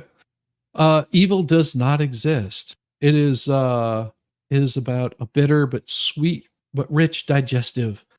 It's a film, is a slow burn about a small Japanese mountain village and a big city company who wants to set up a glamping site there. While an eco drama probably doesn't sound exciting, there's lots of talk about septic tanks and water purity. Yeah, that just sounds horribly boring. And also The Beast. Okay. Girls. Yeah. Yeah, you never heard of it? Or nah, I haven't heard of those. Girls State. Nope. Do Not Expect Too Much from the End of the World. Nada. The Fall Guy. Okay, Fall Guy, I mean, I've heard mixed reviews on. I've heard some people say it's good. I've heard some people say they didn't like it. I mean, for what it's worth, I mean, I would be willing to give it a watch. Okay. How to Have Sex. Sorry, I already know that one. The Bike Riders. Okay, Bike Riders. I'm actually going to give that one a very solid boom, because that one actually, I mean, it's kind of a throwback, kind of a dude's movie. And it really, they tried to actually bring back a real actual masculine movie with that one. So I actually have to give it to that one. And I'll get to your membership here in a second, Captain Kern. Hitman. Yeah, I don't really know about that one. I was looking at the other ones. Wicked Little Letters. I think I've heard a little bit about that, and yeah, it was crap. Power. Nope. I Used to Be Funny. That sounds like me. I Used to Be Funny. Oh gosh, I've heard of it. I just don't remember anything about it. And Tuesday, not the next Tuesday or next Friday. Yeah, I got nothing. Never heard of it. And Captain Kern, thank you very much for being here for 4 months. That is pretty awesome. I've done something especially special for you.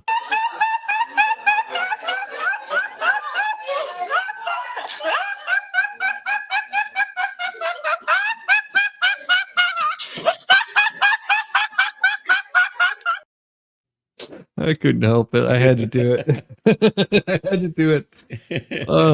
Thank you so much for being here for 3 months. Thank you, brother. I appreciate it. Oh yeah, I was just curious, and I pulled those up on purpose. I was like, right. this I'm saving for Kaiser, because he is the movie guy. If you guys haven't seen his takes on movies and you're interested in seeing what's coming up this summer, this right here is the man to see. This is the man Yeah, I'm to working check on out. getting some things in place so that way I can watch a lot more movies. But yeah, real world has kind of been sucking up my time, you know? What the hell? What the, the hell? What What that? that? Huh? What that? I don't understand. I don't understand. So, as we were talking about the 2025 project, I don't know if you've read any of this, but this is something I'm probably going to go over later this week. It's interesting read, and it's very long. It's not just small area. It's reminiscent of what a think tank will put together. Uh, Okay. my problem with these think tank things is they try to put everything into like a box, and there's nothing Right. that falls anything that falls outside of that they don't consider. It's Right. the same thing with Ayn Rand's ideals, the altruistic thing. It's there's parts of it that are good, and there's It's, parts of it that yeah. that don't fit things into that context. I mean, think about this. In any of Ayn Rand's books, how many children were there? Right. Yeah. None. Because children changes a lot of your attitude towards certain things, especially stepping outside of marriage or just, being in a loveless relationship. Right. Those And kinds of things are not taken into consideration. it's yeah, I think for the word that really kind of best describes that is like, one is just kind of like it's an idealization. It's one person's idealization based on their own personal experiences and information. It's not representative of the larger whole. Yes. And that is very common with a lot of these, and they're really good to just hurry up and give me Wolverine and Deadpool. Yeah, I am with you on that, Volstorm. I'm Absolutely.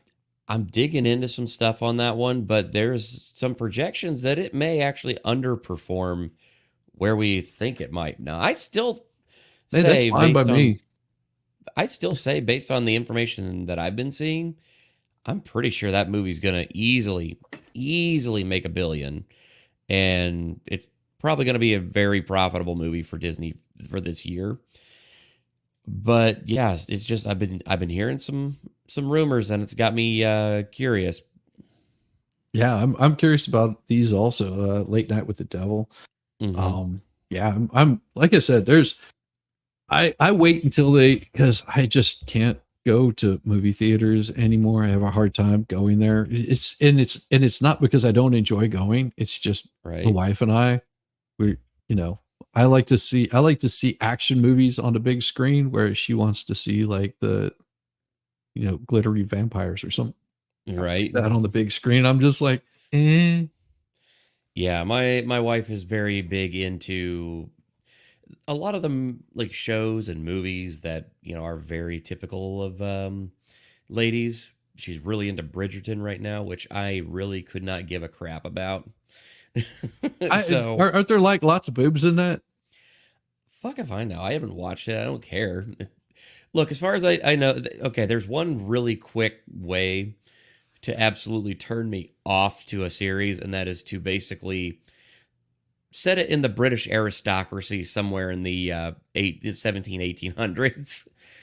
It's just, for me, not interesting, and it's just, yeah. There's all Really? kinds of forced diversity and stuff like that in it. It's like there's so many of these characters that it's like, yeah, they would not be there. Let's be real. Well, I mean, you don't think that the women would be able to do well for you back at that period of time? You mean the powerful women of the 1800s, the strong powerful women? Have you They seen just their don't do it for teeth? you? They could make keys. Well, this guy I featured yesterday, and he's British, and I have to show it again because it's absolutely the most beautiful thing that you will ever see. This guy right here. Ah, yes, I love this.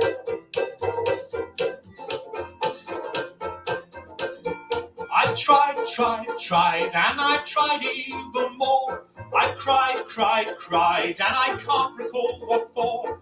I pressed, I pushed, I yelled, and begged in hopes of some success. But the inevitable fact is that it never will impress.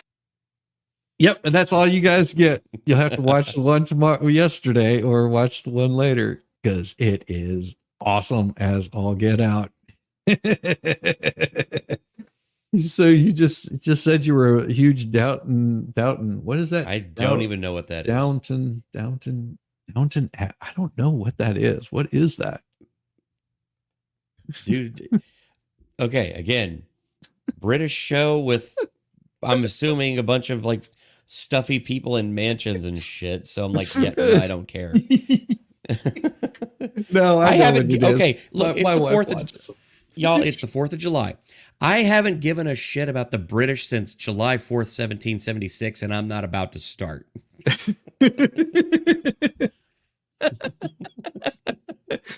Oh my God, you're so evil. Fact focus. Trump wasn't exonerated by presidential immunity ruling, even though he says he was. Actually, he doesn't say that. It just says it's going to. Why are you still going after me over these things? You realize that's exactly what it is. Fact focus. Trump wasn't exonerated by the presidential immunity ruling, even though he says he was. Of course, he's fact checkers, and she looks like a complete small school bus rider. Former President Donald Trump on Tuesday said on a social media post what the Supreme Court's Monday ruling on presidential immunity means for his civil and criminal cases. Total exoneration. What? I got to get the voice right. If I'm going to do this, I got to get the voice right. Total exoneration. Huge exoneration. Huge. The best exoneration ever. You know, we're the best at it. You know, there's nothing better than our exoneration. Nobody could compare. Just nobody. And he says it's clear that the Supreme Court's brilliantly written and historic decision ends all of crooked Joe Biden's witch hunts against me, including the White House and DOJ inspired civil hoaxes in New York, which, yes, it does. As much as they like to say, no. Yes, you can still continue to go after him. And all he's going to say is he is immune from that. Unless you are going to bring some charges that he did something that was so egregious that it was violating somebody else's civil rights. Then you might be able to do something, but then you're going to have to get them to impeach him. Right. Which, guess what? That window don't close. You can't impeach him for these things. Just because you don't like what he says does not mean that it gives you full reign to attack somebody. But none of Trump's pending cases have been dismissed. Of course, they haven't been dismissed because they will continue doing this because they know that whenever he becomes president in November, that they are going to go full hard hog at him and try to tie him up in court. That's all that they're planning on doing is tie him up for the next 4 years in court because they are so against him being there. Gee, it's almost like that's what they did with the whole Russian collusion scandal in the 2016. Yeah, it's almost as if these Democrats have a type. Like they have a certain je ne sais quoi. I'm only speaking French because they helped us, defeat the British. So, you know.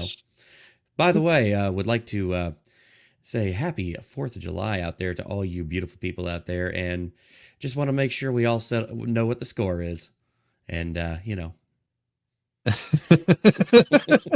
This is how Americans celebrate the 4th of July in London. Pour limited tea into the fire. That's awesome. Oh, you're such an ass. I love it. Yeah, welcome, UK. Well, here's a closer look at those there facts. The claim Supreme Court ruling that former presidents have no, and it is not that they have broad immunity, and I've said this before, they have limited immunity from prosecution. That has to be within the limits of them doing their presidential duties. Okay?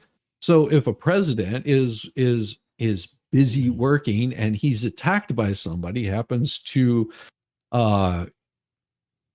use self-defense to pull a trigger, Right. that would be falling under presidential duties. If he happens to be looking at top secret documents and holding those top secret documents, that would be within presidential duties. Okay. Mm-hmm. Now, if he just goes out and kicks a puppy for being just because that's what he feels like doing, not that he ever would, just goes out and kicks a puppy, now they could still try him for abuse to animals because that's not something that was within his presidential duties. Like I Right. said, it's limited on what he's able to do. It doesn't mean total exoneration, but you have to find that it was something that was not within his presidential duties, as was stated in the filing that the court put out. That was their opinion. They said it doesn't give broad immunity.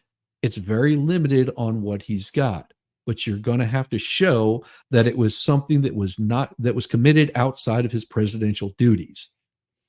The Right. facts. Although the historic 6-3 ruling is a win for Trump, of course, he has not been exonerated and his legal troubles are far from over. A delay of his Washington trial on charges of election interference has been indefinitely extended as a result. Sounds to me like they can't find enough to do it. Also, he's still facing charges in those 2 other criminal cases, but we don't really want to talk about it. And the verdicts already reached against him in a criminal and civil case has not been overturned. That is because he's filed an appeal on all of that. Amazing how that works. Innocent until proven guilty. Well, he's been proven guilty, but I'm he's just been saying. proven what he was proven guilty of in New York was that he defamed somebody. Oh, because he basically called them Ooh. horrible, rotten person and a liar. So they claimed it was defamation. The judge went outrageous and went into the hundreds of millions of dollars in fines. Okay. You know how fast that's going to get overturned by a real judge? He's going to look at Right. that and go, that's a little extreme. And you're telling me that he harmed this person that many billions of dollars over. We're not talking millions, we're talking billions of dollars. Yeah, it's a way to try and scoop money out of somebody. It's ridiculous. And then, of course, we have the one where they keep saying it's hush money. No, it wasn't hush money. What it was is someone paid Stormy Daniels to make her go away for false claims, which was also proven for false claims of being SA'd by him or covering up having sex with a businessman. So that's what that is all about. And if you dig in deep to it, he was already found innocent, but they decided to bring charges against him in New York so they could slow down his role as president, thinking that nobody wants to hire a criminal. But guess what? They think that you're full of crap because the rest of the country is saying, we don't believe it. The court found immunity from prosecution, not exoneration. Of course, we know that. The court did not say that Trump's conduct did not amount to criminal behavior. Of course, it didn't say that. It said that you have to prove criminal behavior innocent until proven guilty, just as Kaiser said. McQuaid wrote that Trump's case over classified documents found his Mar-a-Lago case won't be affected. Yes, it will. Because it rose from the conduct committed after he left the White House. No, it didn't. He was still under that presidential immunity because as soon as he declassified those documents, this is a witch hunt. All he had to do was declassify the documents, which he did. In addition, the court's opinion is solely focused on the immunity for criminal conduct. McQuaid continued to explain that it will not protect him from civil liability in his cases regarding defamatory statements about advice columnist E. Jean Carroll or fraudulent business practices conducted at the Trump organization. But you have yet to prove that. Just Mhm. because you had a jury that doesn't like Trump doesn't mean that you proved it. And the rest of the country sees the BS that you're putting out there.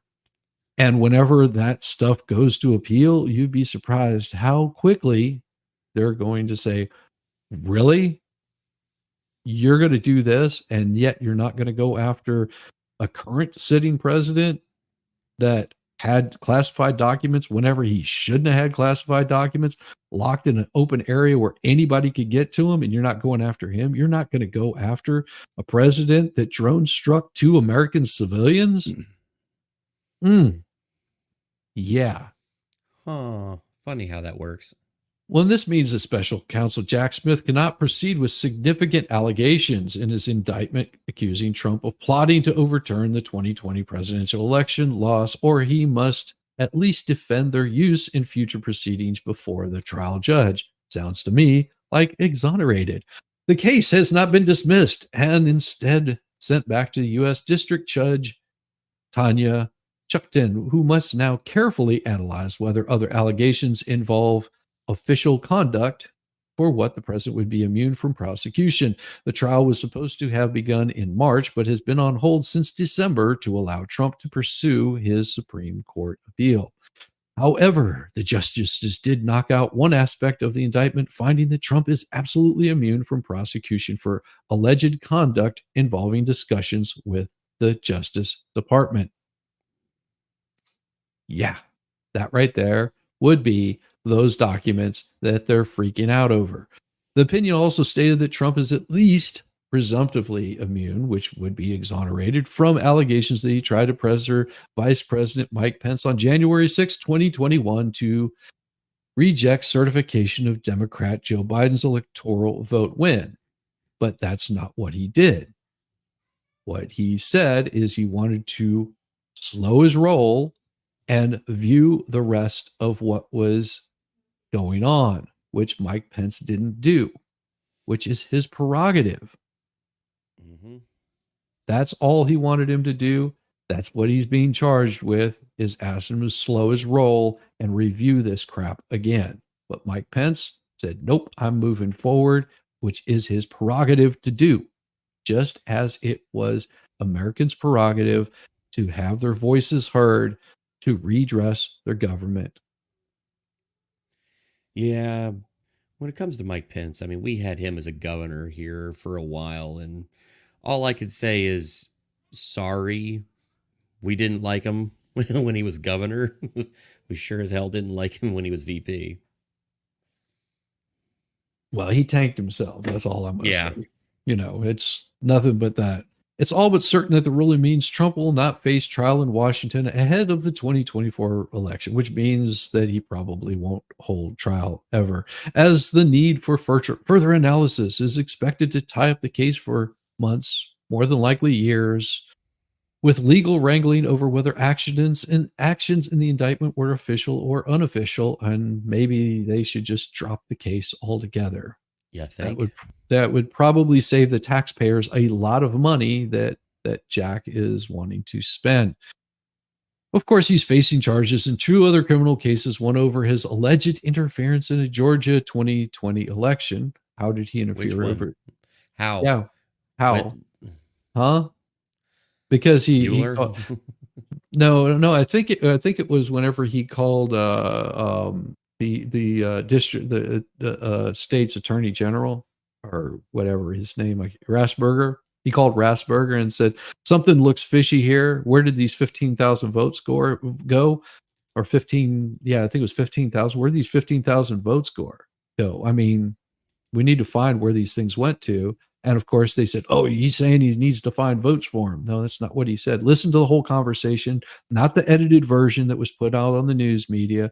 Go find the actual phone call from beginning to end and listen to it. And you'll go, oh, that makes sense. It's like me calling up Kaiser and saying, you know, we're missing 1,500 units of Haagen-Dazs ice cream. Where did the Haagen-Dazs go? dude, can you find those? That's basically what it amounted to. Because Right. damn it, if I lost 1,500 pints of Haagen-Dazs, I'd be really pissed off. Especially if it's rum raisin. Damn it. And the classified documents found in his Mar-a-Lago estate after he left, declassified documents found in his Mar-a-Lago estate after he left the White House, that the Department of Justice has added documents to, Yeah. which is highly illegal. Trump's lawyers have asserted presidential immunity in both cases, as is true, but a ruling on the matter has not been made in either because they were awaiting the Supreme Court's decision. The former president was convicted in May of 34 felony counts of what? Of what? Because they keep saying hush money trial. Of what was he convicted? Yeah. We're just continuing to drum up any kind of thing we can try and drum up for the sake of trying to get him to not be in office. And it's like, look, you can't stop this guy. He's not done anything really necessarily wrong. He hasn't done anything illegal. You just don't like the guy, but you realize that people do like him.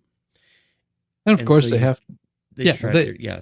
Of course, they have to say in February he was ordered to pay $454 million, which is, and it is still under appeal. This right here, they should have said Trump in March filed an appeal for a February civil fraud lawsuit brought about only because they changed the law to allow this to happen.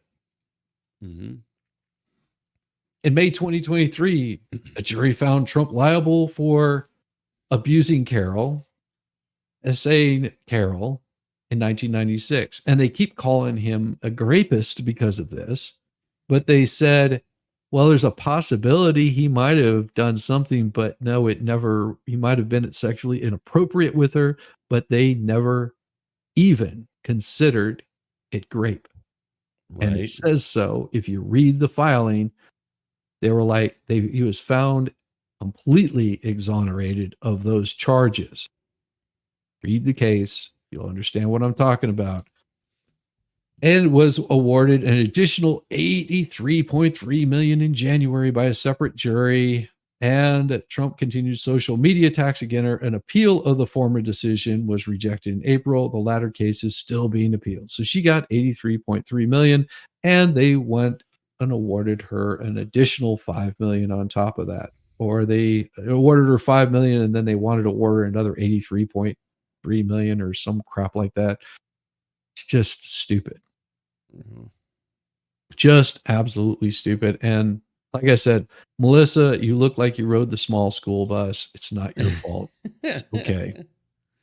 But here's where it gets even crazier, because the House Democrat is proposing a constitutional amendment to reverse Supreme Court's immunity decision. Good luck with that. Do you know how fast this would backfire on the Dems? Oh, this would absolutely be a massive backfire on them, because then they're suddenly like, oh, hey, remember how the old saying that what's good for the goose is good for the gander? Because, guess what's going to happen when that goes through? You make that amendment, then suddenly, oh, yeah, we're going to have to investigate all those talks about giving 10% to the big guy. That could be a thing. Yeah. It's ridiculous. And of course, they want to make an amendment that they want to prioritize a democracy, which we've said this before. What is a democracy? It is mob rule. In referring to Donald Trump, only Donald Trump, because we have to make new rules for this guy. Morrell said the former president must be held accountable for his decisions. Really? So let's go after Obama. How about you guys call in Obama, have him arrested, thrown in jail, in prison for the rest of his life for treasonous acts? Yes, they won't do that. is the most significant legislative response yet, which is going to fail. Writing for the majority, amazing, Chief Justice John Roberts said the presidents have broad immunity from, no, they have limited immunity from criminal prosecution for actions they take within their official duties, a decision that throws into doubt the Justice Department, blah, blah, blah. Trump and his allies celebrated the ruling of the court. The outcome all but ensures federal cases of Trump will not be resolved. See, now this right here is exactly what the fact checkers said wasn't true. The fact checkers came out and just said what this person wrote in their article was not true. Amazing, AP. You might want to like converse with one another. Like, you know, there's a place where your head is dwelling in those nether regions that if you pull it out long enough, you might communicate and realize that you just fact checked one of your own writers. Yeah. Well, it's just like this amendment will guarantee that no public officer in the United States, including the president, is able to evade the accountability that any other American would face for violating our laws. Oh, complete bullcrap, because that's what we see all the friggin' time. Look at Pelosi. You know, Pelosi's been caught doing insider trading. You think that she's ever going to see any kind of charges for that? No. I mean, there's a laundry list of like violations and laws that have been broken, crimes been committed by sitting senators, members of the other government agencies. But because they're well connected, they're never going to do anything. They're never going to have to pay a cent. They're never going to have to spend a day in jail. They're never going to have their mugshot taken because they have connections and they use those connections to make themselves above the rule of law. You're just trying to hold one guy to the rule of law because you don't like him. You're not trying to actually apply it with a broad brush across the entire thing, because then every single one of you Democrat sons of bitches will be in jail. Yes. Just saying. Congress has launched a constitutional amendment process and then send it to the states for ratification. Such a resolution takes 2/3 vote in both House and Senate, which is highly unlikely at this time of divided government, and ratification by 3/4 of the states. So far, there have only been 27 amendments to the Constitution. And that brings us to this right here. Today in history, July 4th, Declaration of Independence was adopted in Philadelphia. Today in history, on July 4th, 1776, the Declaration of Independence was adopted by delegates to the Second Continental Congress in Philadelphia. Happy 4th of July. Or as we And like also- to call it, L1 of 65 for Great Britain, because they've handed out 65 Independence Days. We're just the first. Yes. In 1802, the United States Military Academy opened in West Point. In 1817, construction of the Erie Canal began in Rome, New York. And 50 years to the date after the Declaration of Independence was adopted, former President John Adams and Thomas Jefferson both died. In 1831, the 5th President of the United States, James Monroe, died in New York City at the age of 73. And in 1855, the first edition of Walt Whitman's Leaves of Grass was published. In 1863, Civil War siege of Vicksburg, Mississippi ended as a Confederate garrison surrendered to Union forces. In 1910, in what was billed as the fight of the century, Black world heavyweight boxing champion Jack Johnson defeated white former champ gentleman Jim Jeffries in Reno, Nevada. Race riots across the country following the fight killed more than 20 people. That was a mass killing. In 1912, the 48th American flag recognizing New Mexico and Arizona statehood was adopted. And in 1939, Lou Gehrig of the New York Yankees delivered his famous farewell speech in which he called himself the luckiest man on the face of the earth. In 1946, the United States and Philippines signed the Treaty of Manila, recognizing the Philippine independence from the US. In 1960, the current 50-star version of the US flag was adopted. 1960, folks. That was 9 years before I was born. In 1976, America celebrated its bicentennial, which I remember that clearly. Day-long festivities. President Gerald R. Ford made stops at Valley Forge, Pennsylvania, Independence Hall in Philadelphia, and New York, where more than 200 ships paraded up the Hudson River in Operation Sail. In 1987, Klaus Barbie, the former Gestapo chief known as the Butcher of Lyon, was convicted by a French court of crimes against humanity and sentenced to life in prison. He died in September of 1991. In 95, the space shuttle Atlantis and the Russian space station Mir parted after spending 5 days in orbit, docked together. And it looked a lot like, never mind. Don't do docking. Just don't look it up. Do not look that up. In 2012, scientists at European Organization for Nuclear Research, CERN, in Geneva, cheered the apparent end of decades-long quests for a new subatomic particle called the Higgs boson, or God particle. In 2013, the Statue of Liberty reopened on the 4th of July, 8 months after Superstorm Sandy shuttered the national symbol of freedom that was given to us by the French as a gift. If we're talking British comedy, my favorite is Are You Being Served?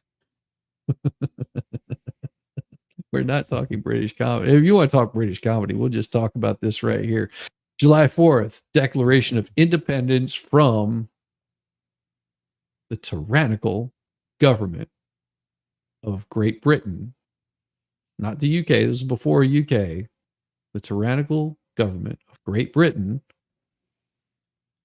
we separated from. Just remember that. Yep. Yeah. Docking. That right there is what today is all about. That is what we are celebrating today. We are celebrating this wonderful thing called the United States of America. It is one of the best days showing our happiness, our freedom, where we will play this again because it's awesome.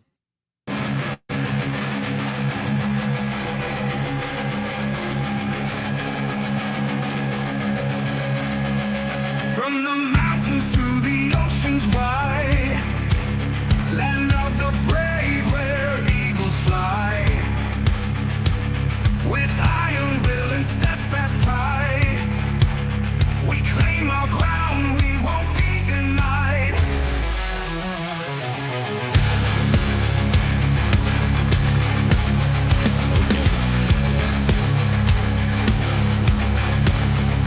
Oh, America, we rise for thee, land of strength and victory. With fierce resolve, we shout our song to the land where we belong. USA, USA, hell yeah, yeah.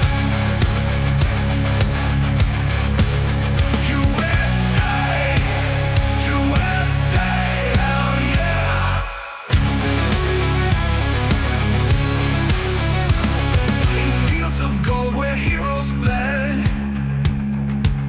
their sacrifice our flag's been fed. The stars and stripes, they blaze the sky, a testament that we won't comply.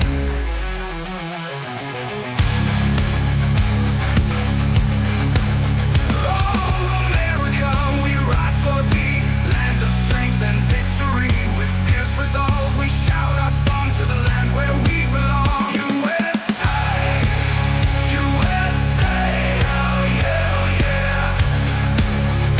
Yeah, yeah.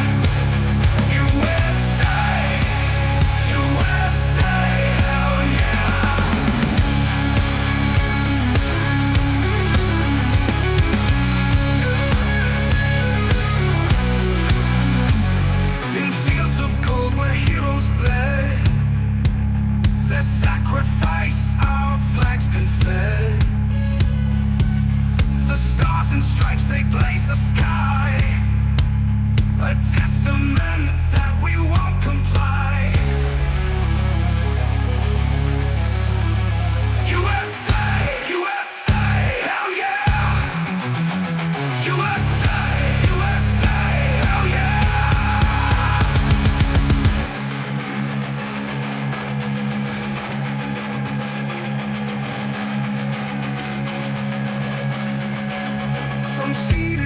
shining sea we rise, defenders of our liberties. In every heart a warrior's flame. In this great land we stake our claim.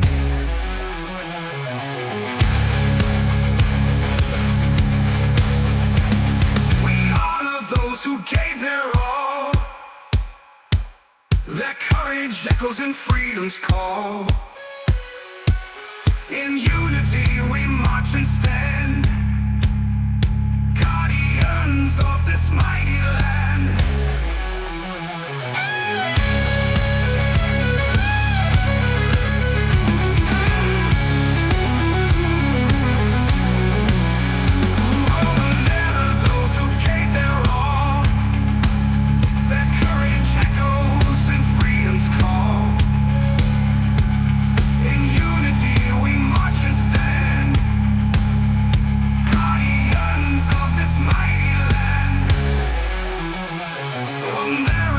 We pledge our might to the land where we belong. USA, USA, hell yeah. USA, USA, hell yeah. Oh, America, we rise for thee, land of strength and victory. With fierce resolve we shout our love to the land where we belong. USA, USA, hell yeah. USA, USA, hell yeah.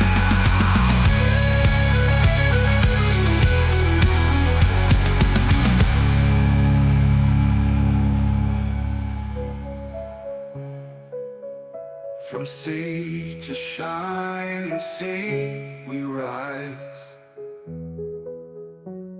defenders of our liberties. In every heart a warrior's flame. In this great land we stake our claim. Oh.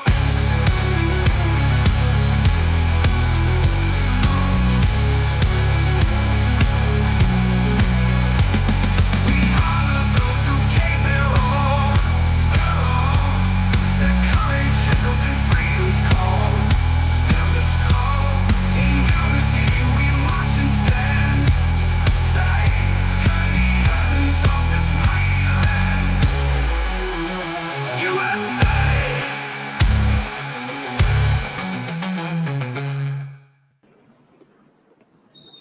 How are you today, sir? Okay, how's it going? Fine, thank you. Thank you, sir.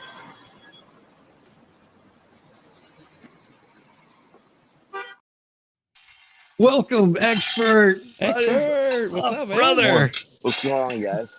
It is good to see you. Happy 4th of July, brother. Hey, happy 4th of July to you guys. How does this thing work? This is the first time I've done this.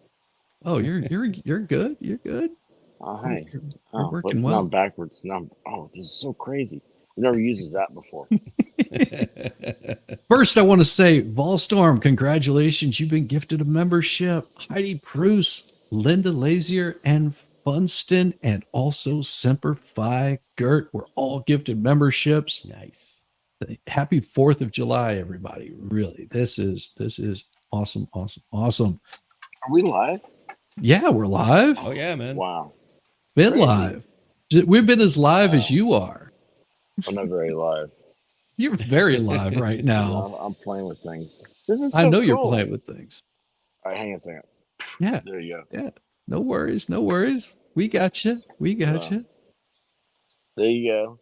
There's the new handle. I love it. There you go. Let's take a peek in here. Oh, look at that. Oh, Oh, it's surviving Oh, yeah. the night. So, Right there. butts on the grill. Look at that. well, my butt's somewhere, right? It It's is. usually on string. Well, yes, it does. It does happen. Usually on stream. Smoke them if you got them. Oh yeah. Oh, yeah. how you guys doing? Doing Good, great, man. Doing absolutely man. wonderful. That's awesome. That's awesome. I am. I'm ready to go to bed. Have you been up all night? No. I got this thing started like at 2 a.m. and it's just so weird. I'm not used to, like, everything's backwards. I don't like vertical. Look at all this stuff, man. Like, I need it to be mirrored. Need to be mirrored? Yeah, like I'm Nah. looking left, and on my phone I'm looking right. It happens, yeah. Anyway, oh well. but it's okay. Yeah. So, oh, hey, cool. Look at this. I got a little shelf right here. Ooh, that's Isn't not it much of a nice? shelf. There you Oh, go. there we go. A little better, I think. Anyway, how you guys doing? Doing Good, great. man. Doing great. Good to see you on the 4th of July. Yeah, I think so. See, this bothers me because everything's backwards. So I need. Oh, it's so weird. Oh, it's so weird. I always have my camera mirrored, and so like everything's natural to me. But like this is weird for me. Anyway, yeah, we made it, kind of, I guess. Yeah. And I've got to. We're gonna do ribs about noonish. Yep. Nice. I've got another egg over here. I got 2 eggs, so the second egg will be fired up for noon. Then I don't know what time. I think Valhalla and Volstorm and there's some other people are coming. And they're gonna be Excellent. around. So daytime afternoon. So There you go. yeah, and I cleaned the exterior windows back here. So I've done my duty. The rest of it's all up to the White Rabbit. I'm in so much trouble. Good enough. What are you guys doing today? Well, today I am going to be shopping for a new microphone.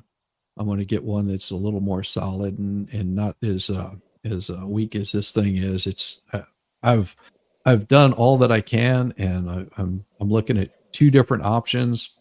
So we'll see how they work out. And then, of course, Texas Jen sent me a message a while back saying she was looking for a wireless mic. And I Yeah. think I found one that's going to work for her, but I need to do more of a deep dive because she was Okay. just like, I need something that I can use wirelessly. I think I found one that she can just plug into her phone and she'll be able to use that. And it's wireless. So she'll be able to put on like a little clip. It's Oh, the yeah. DJI one. I Yeah, I was think gonna you, say that's what I've got. Yeah, you got the DJI 2 is the way to go. yeah. But Like- yeah, the iPhones. I know TextGen has an iPhone, and iPhones they do not want to work on Bluetooth and recording. Well, the DJI one comes with a little plug-in that you can Yeah. just plug right Yeah, into the it's bottom of the phone, the and it'll use the transponder. charge off of the phone. And it's a good transmitter, and everything that I've seen, they work really damn well. I'm like, Mhm. Yeah, but I wanted to do a little more digging deep because the problem with that is, if I'm not mistaken, you won't be able to charge it at the same time. So I'm Right. curious if she'll be able to plug that in and put it on one of those mag light chargers. So if you do the, I mean, it's got like 10 hours of battery on it. Yeah, but your Ridiculous phone. amount. No, But it if doesn't use your phone. It doesn't use your DJI phone? No. Okay. It's on battery. Yeah. So No. are you able to? The Are DJI you able 2 to? does. The DJI 2. There's a DJI. You can still get the DJI 1, but everything I've seen, it's worth it getting the 2. Okay. So Yeah, and that's- I'm still gonna- paying for it, so it better be Yeah. worth it. Well, and I'm looking at possibly getting the Rode microphone because it's a dynamic microphone, whereas this is a condenser mic. So it also picks up a lot of the sounds, and I have to use a lot of computer processing power to narrow it down. Same way with like any condenser mic that you get, you have to use a lot of processing to get it to calm. So you'll, like, whenever I talk, that's why it picks up other stuff that it probably shouldn't. I did look at the Shure, and that's expensive as Yeah, all it get out. is. It's like Yeah. almost $400 for that thing, and I'm like, if I can do one that's a lot cheaper, I'll do that. And I did look at another Shure one, but it's not what I was looking for. I like the Yeah. style of it. The I've so the DJI is Lincoln Kane suggested it to me for Dollywood. I mean, Kaiser saw it, but Mhm. it's a little tiny thing. Um, The they're sound is great. great on it though. Yeah, I've yet to play around with the sound. So that's the only thing that keeps me from like using it. Like I probably, honest to goodness, I think I'd probably use the I might start using it more often once I actually hear the sound. But the as far as are you looking for a wireless too, Shiz? No, No. I think I want to do some wireless monitors for my ears, so I Oh, don't okay. have this thing on my head all the time. Yeah. Yeah, that's And what. I mean, I can always use my iPods and stuff like that, but I need something that's going to last longer than just a few hours. Yeah, That's yeah. My AirPods are what are they 6 hours, I think. Yeah, something like Right. that. These things right here, I charged them up yesterday, and they'll go for like they got like 36 hours of charge time on these things. Yeah. So I mean, I'm so backwards in this. Sorry. I need to stop looking at myself. I need to stop looking at myself. So I'm on my AirPods right now. right. Because they're quick and easy and they link up to the phone. Baker and I, as far as like a regular microphone, Baker and I both like the Elgato. Um Yeah. and it's just I don't know, man. They just make it. It's so funny, Shiz. Here's the thing, man. Like you and I, like remember, like like the good stuff, like music, and everything. And now it is so hard to just give up. You give up that natural instinct and be like, Yes. yeah, it's just all USB C now. Yeah. Yeah. Yeah, and that's why I looked at the road, is because it was very very it's USB-C, but you can also use XLR on it.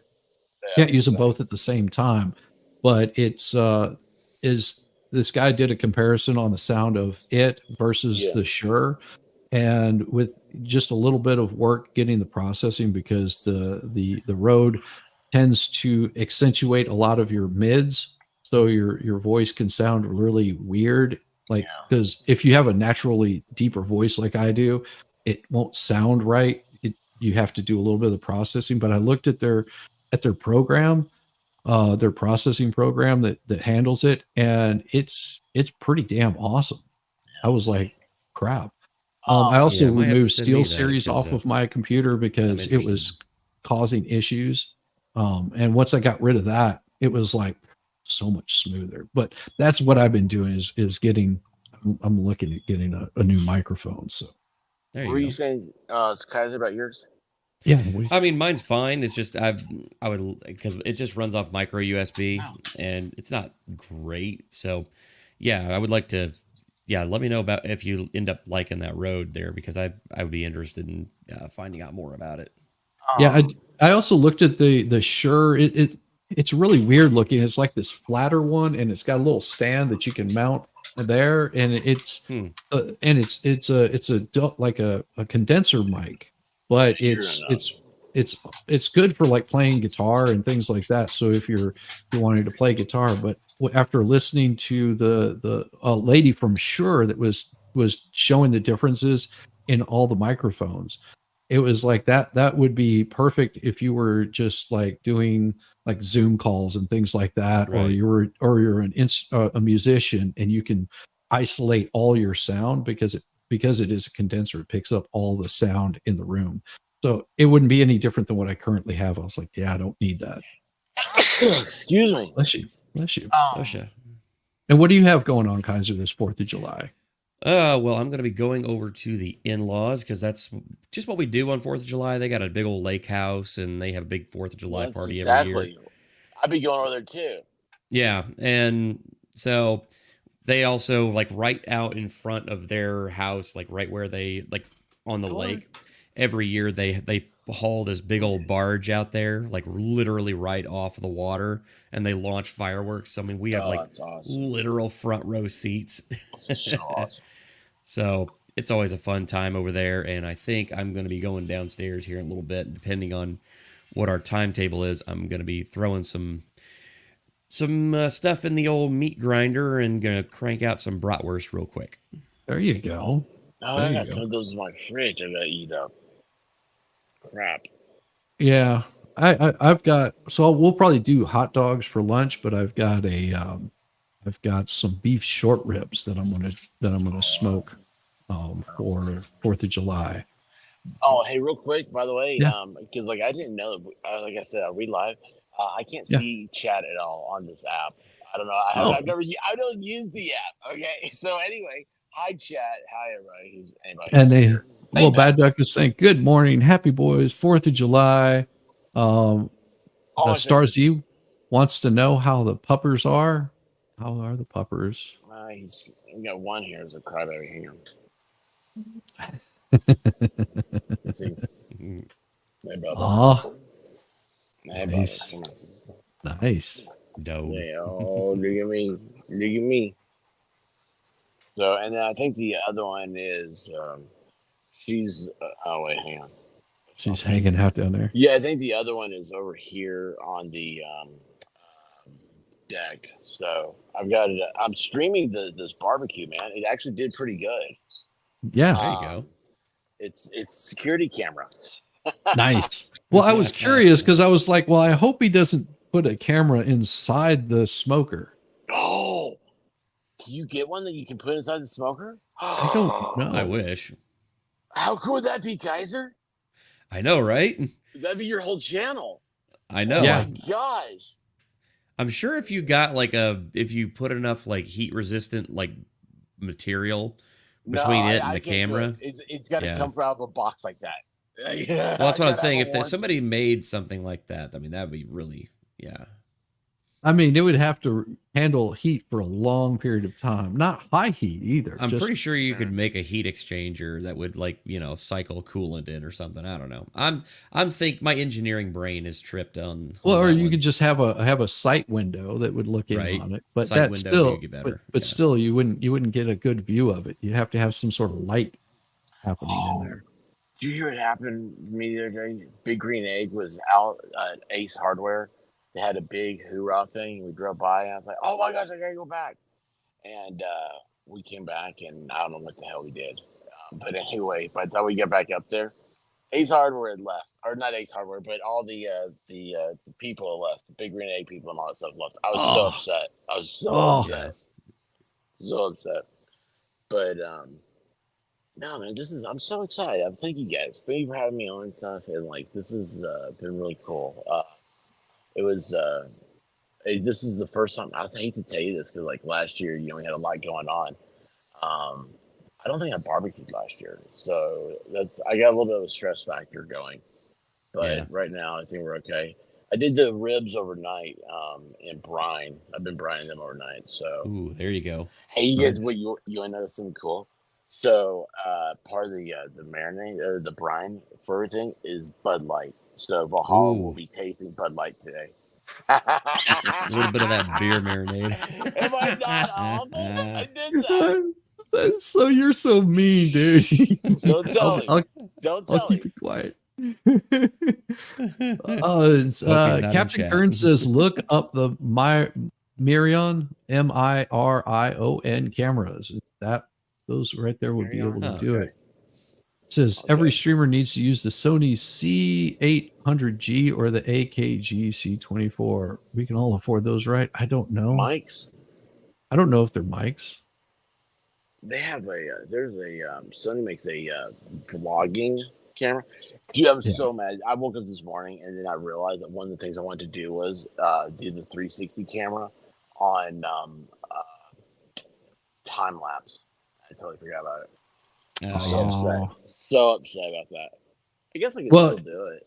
At least you don't do what I did. Whenever I started that brisket after was it Friday Night Live, and you guys were with me because we were talking. Don't tell me. I'm so ashamed to say this. I never put the grate in there. I threw it right on the ceramic, Oh, dude. Oops. and that thing was beautiful.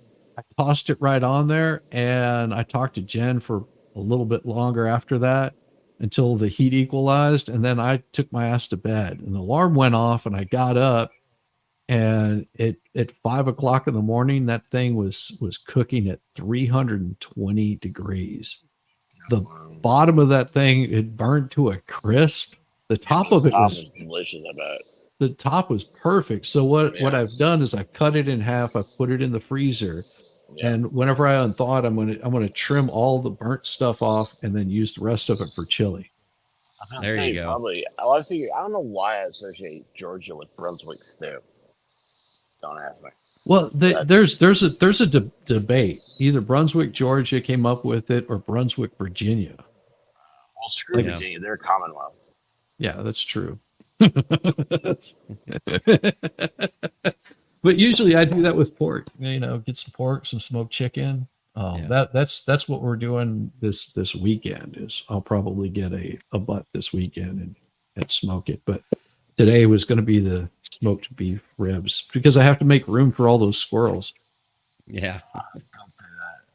You know, I didn't realize I got this. It's the first time I've gotten meat at Costco, and I wasn't paying any attention. But the butt, they deboned it, so Yeah. I've got 15 pounds of pure meat. Holy like, crap! Yeah, so I was thinking like, you know, like it was bone in, so I was like maybe like 12, and like after it cooks down some, like 10 pounds. And I was like, all right. But I got 15 pounds of pure meat, so I'm like, What are you using for a rub on those? make a rub.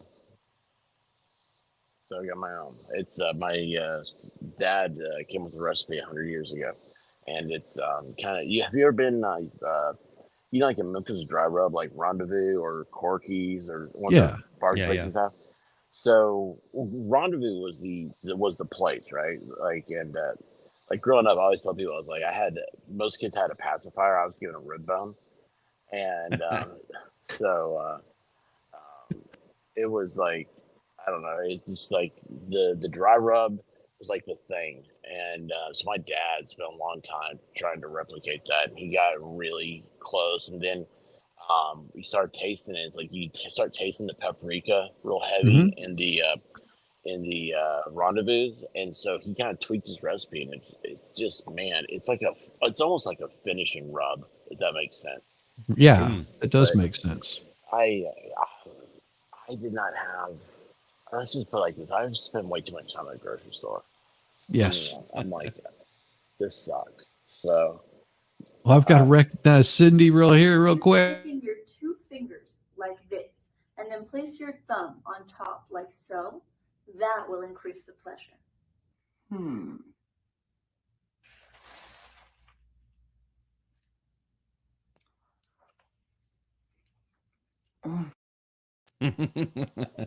Thank you, Cindy, for being a member for 2 months. That's so nice of you. I appreciate it. And she man, says she that's loves this channel, loves you all. Happy Independence Day. Happy Independence Day. it's gonna be awesome. I might It's need more fireworks. My wife is very aware of me getting some butt this weekend. Yes, finish the rub. Finish the rub. Yeah, so I get one that's geez. My father-in-law initially got it for us for Christmas, and this stuff is so good. It's got coffee, it's got brown sugar, it's got all the spices, and they're different spices. I can't remember the name of the company off the top of my head, but and she gets this rub, and oh my god, this stuff just, like, you just put it on there and you're like set. If you want it a little bit spicier, a little bit hotter, they have some that has some of the mesquite in there.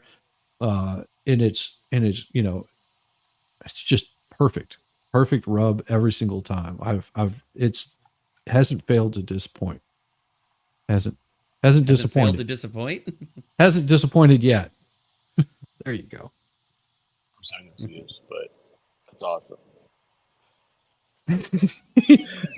I made sauce last night too, so I'm worn out, man. Here's the thing: I can't find my slaw recipe, and that's kind of sucks.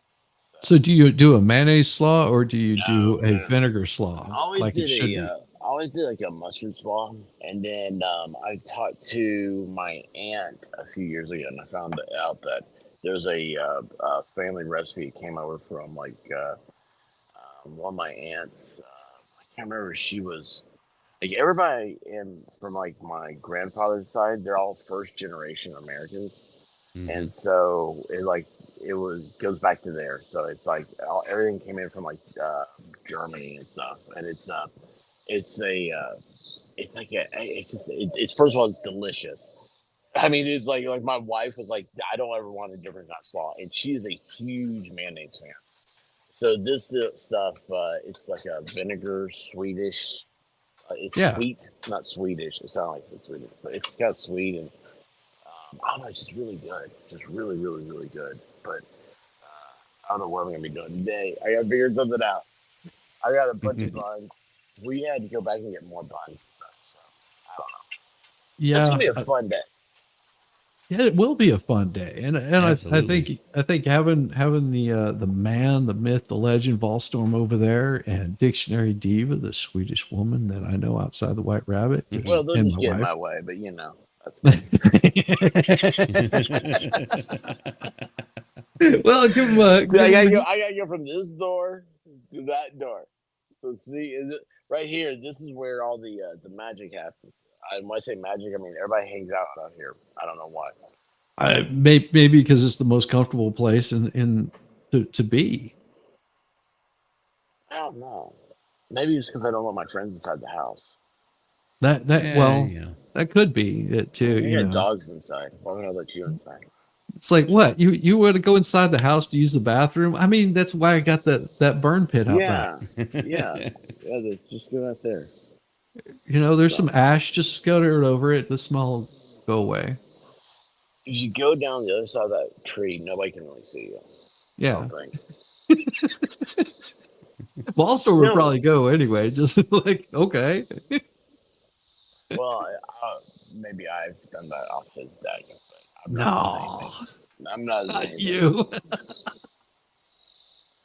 Yeah, I mean, it looks like Baker's going to be doing a 4th of July thing also, and what I put in his chat, like he's like something about 4th of July, and I was like, oh gosh, we're celebrating it ever since we kicked you guys off of our continent or something. I forget what it was. It was stupid. I assure you it was stupid, but I loved it.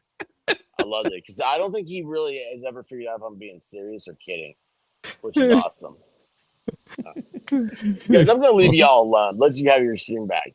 Hey, yeah, Balstorm says you need a nap. Well, I'm sure that Kaiser's going to be heading out here pretty soon. Yeah, also. I got to head downstairs and do dad things. Oh, here comes Blue Dog. So she just left the chat. She heard I was going to side. She's like, "You're not going to side about me." There you go. There you go. You have a good day. You gonna be streaming later today? I don't know. Maybe it'll be. If I do, it'll be fireworks. So there you go. Anyway, love you guys. Be good. Hey, chat. Keep your fingers, okay? Those are important. You got to wipe with those. So. See you Friday, expert. See you Friday, expert. Oh, yeah. Lefty. Hey, Lefty. No, that was last month, Lefty. That was last month. I know you got to get going, Kaiser. You have a wonderful day. We'll see you soon. I'm going to go for a little while longer here.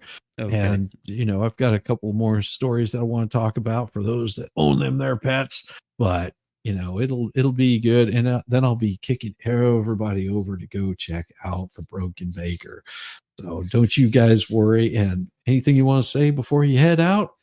Oh, well, I'm just going to go ahead and say thank you to everybody and love hanging out with all of y'all. Thank you for sending me an invite.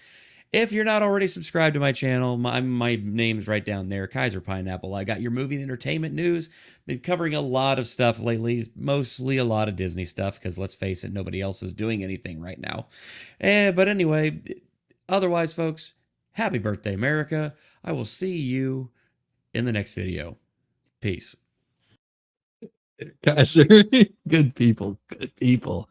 Oh my gosh. Yes. Enjoy. Yes. This is for you guys. Having a nice 4th of July, and it doesn't matter what country you're from. It just know that we're the best.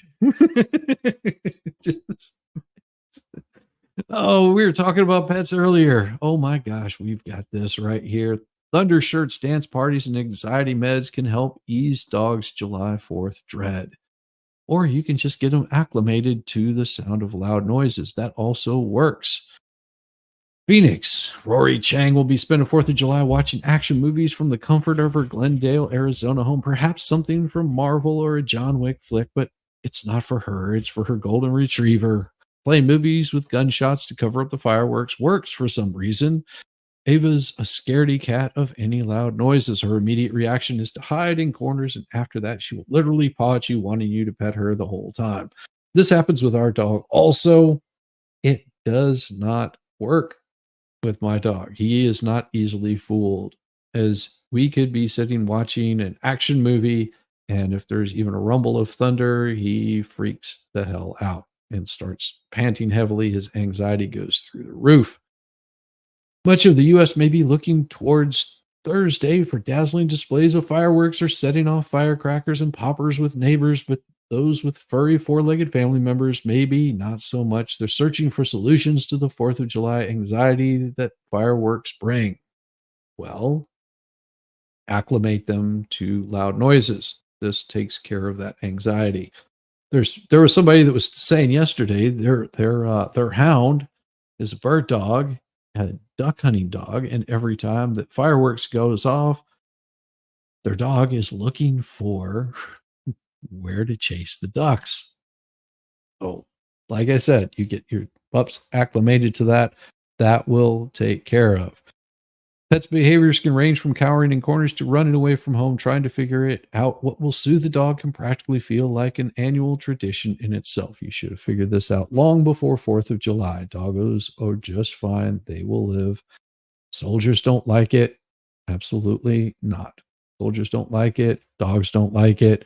But you get them acclimated to it and they don't freak out. They can still freak out, but just not as much. But you have to start very young and get them acclimated to it. Without fail, Dr. Kelly Joff, veterinarian in Phoenix, gets requests for anxiety medication from pet owners starting 2 weeks before July 4th. This past week, there have been 2 to 3 requests daily. I think it's to do with certain breeds. Obviously, hunting dogs are bred for that purpose, and they don't. All dogs are hunting dogs. All dogs will hunt. But a lot of other dogs, it seems to trigger a fit or flight response to them. Now, our Chiweenie was fine up until he ran into a tree. It was really weird. He was chasing a squirrel and did a header into a tree. And after that, he's been scared of loud noises. I think he hears noises in his head, but even just a thunderstorm and he freaks out. And no amount of coddling, holding, or any kind of drugs or medication will work on him. We've tried it all. Trust me, we've tried everything from the treats to, more serious medication, and it does not affect him. He still freaks out. Now, my other dog, which was always freaked out by fireworks, he's gotten better over the years. He doesn't freak out as much. He just goes, whatever. It's not coming for me. We got him more acclimated. It took a lot of time to do that, but also he just chills out a hell of a lot more than he used to.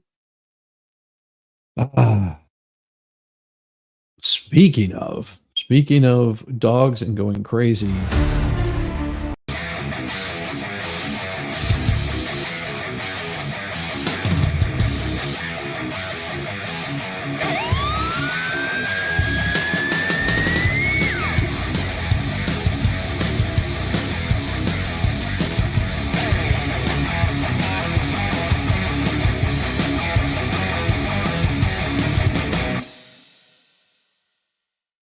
Damn, it is such an impressive intro. I love it so much. Happy birthday, America. Happy birthday. I thought expert would never leave. Jeez. I'm like, dude, go to bed. Go to bed. Get a nap. Get some sleep, brother. Wow. He has been up all night, hasn't he? Yes, he has been up all night cooking the food that Valhalla and I will consume. Yeah, we got to keep that secret from Valhalla, though. Well, You know so that, right? he's good for something. Expert. He's good for something. At least he can cook. Yes. Oh, so how are you doing today, brother? I'm doing good. Woke up in the land of the free, home of the brave. Yeah, It's nice. it is nice. It really is. I have found that this week is going to be a week of much better than last week was. Last week we had our current president show how horrible of a person he was. Well, I don't know if that was a bad thing. Well, but that's the thing. We want our president to actually, be a good president and be competent.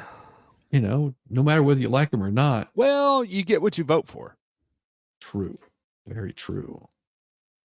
That was That's what everybody was saying in, back when Trump got voted in. Well, you get what you vote for. Well, yeah. so do you. What goes See, that's the funny thing about politics is nobody understands. They only look at the current moment and they never realize what goes around comes around. Yes. So be careful what you do. Mm-hmm. Yes. Yes. Be careful of the things that you vote for. Exactly. Not Sean Bird. Love the smell of freedom in the morning. It smells so good. It's almost so as good. good as the smell of napalm in the morning. It's also the smell of humidity here in the South. Yeah, that's true. When you walk outside and you feel like you've just walked into a thick fog of a morning, much less, like 2:00 in the afternoon when the heat of the day. Well, this actually is not bad. I was in Gainesville. Why would you ever go to Gainesville? Galveston, Texas. Okay. It's like, why would you ever go to Gainesville? So I do this little hottie in New Mexico. Yeah. I mean, whenever I say little hottie, she was not little by any stretch of the imagination. Gotcha. In her stature, she was, I want to say, about 5 foot, and she just she was stacked. She was stacked. She was really stacked. I got to see those things in full view. We did. There was an outside thing where this band was playing, and because she was 18 at the time. It was what a lot of people would now consider a head shop, but it was sort of a mixture of different things. They had, like leather outfits, and they had like funny t-shirts and rude bumper stickers and pet snakes and lizards and stuff like that. It was sort of like the place where you go and get all the things that you couldn't go to like your regular place and buy. Okay. And so she was modeling this cute little leather mini skirt with a nice little leather top with a snake wrapped around her named Monty. Monty was a python, a Burmese python. And I love the name. She was very well endowed, as I said. Well, Monty wrapped himself around her and managed to squeeze those things together and undo the top and then release. Oops. And everybody got a fair view of those breastages. It was, I would say so. It was glorious. I will say it was glorious. So I was actually going to visit her in Galveston, and it was 110 degrees outside. It was 120% humidity. And you say, no, it can't be 120% humidity. No, it was 120% humidity because you were driving through moist air. Yeah. Like my windshield wipers were running the whole time just to keep because it was just this muck of water floating in the air. It was like a fine mist, and it was so hot and so depressing. I never wanted to go back to Galveston after that. I came in to say bye to Kaiser. What is this nonsense? Going to bed. You need to go to bed. Jeez. Because if you don't, you'll be cranky later, and I'm not putting up with it. Just put them in a sleeper hold.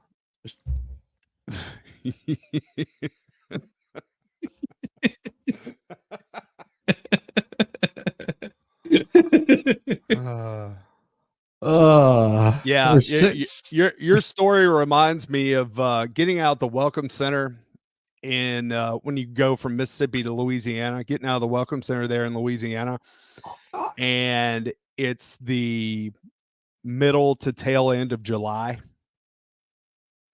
Yeah. Yeah, Mhm. that was the worst humidity I've ever experienced in my life. Yeah, that is like instant swamp ass. Yes, instant. Just you step out and you're like, wait, I wasn't. Is that sweat or is it raining? Oh my god, it's Like, filling oh, up my shoes. I was with a buddy of mine. Of course, we were going to New Orleans, and I get out and I'm like, I could feel my soul sucking out because it was so damn hot and so damn humid. And I'm like, I, I I'm not too sure I want to do this anymore. Are you sure you want to go to New Orleans? Sure, you want to go to New Orleans In July?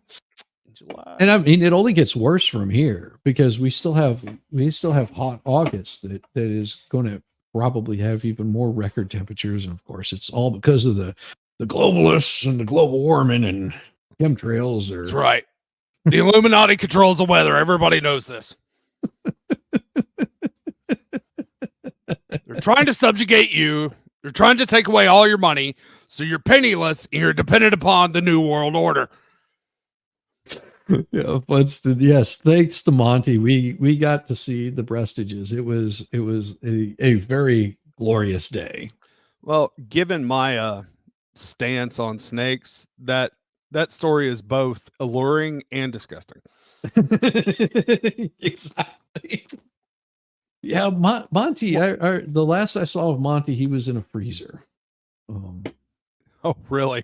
Yeah, he lived a very long life. He was what, 10-foot Burmese python, 12-foot, something like that. God, reminds me. I've got a cousin who he's loving, but he's crazy as hell, and he liked playing with rattlesnakes. And one time he decided to put a rattlesnake in my uncle's freezer. So you open it up and there's this coiled up snake in the freezer. And I'm like, dude, what is wrong with you? What is wrong with you? I'm ready to burn the house down now. Oh my God. Oh. Yeah. Yeah. That's why you use a plastic bag. No, it's why you use a shotgun. Oh no, was it alive still? Oh yeah.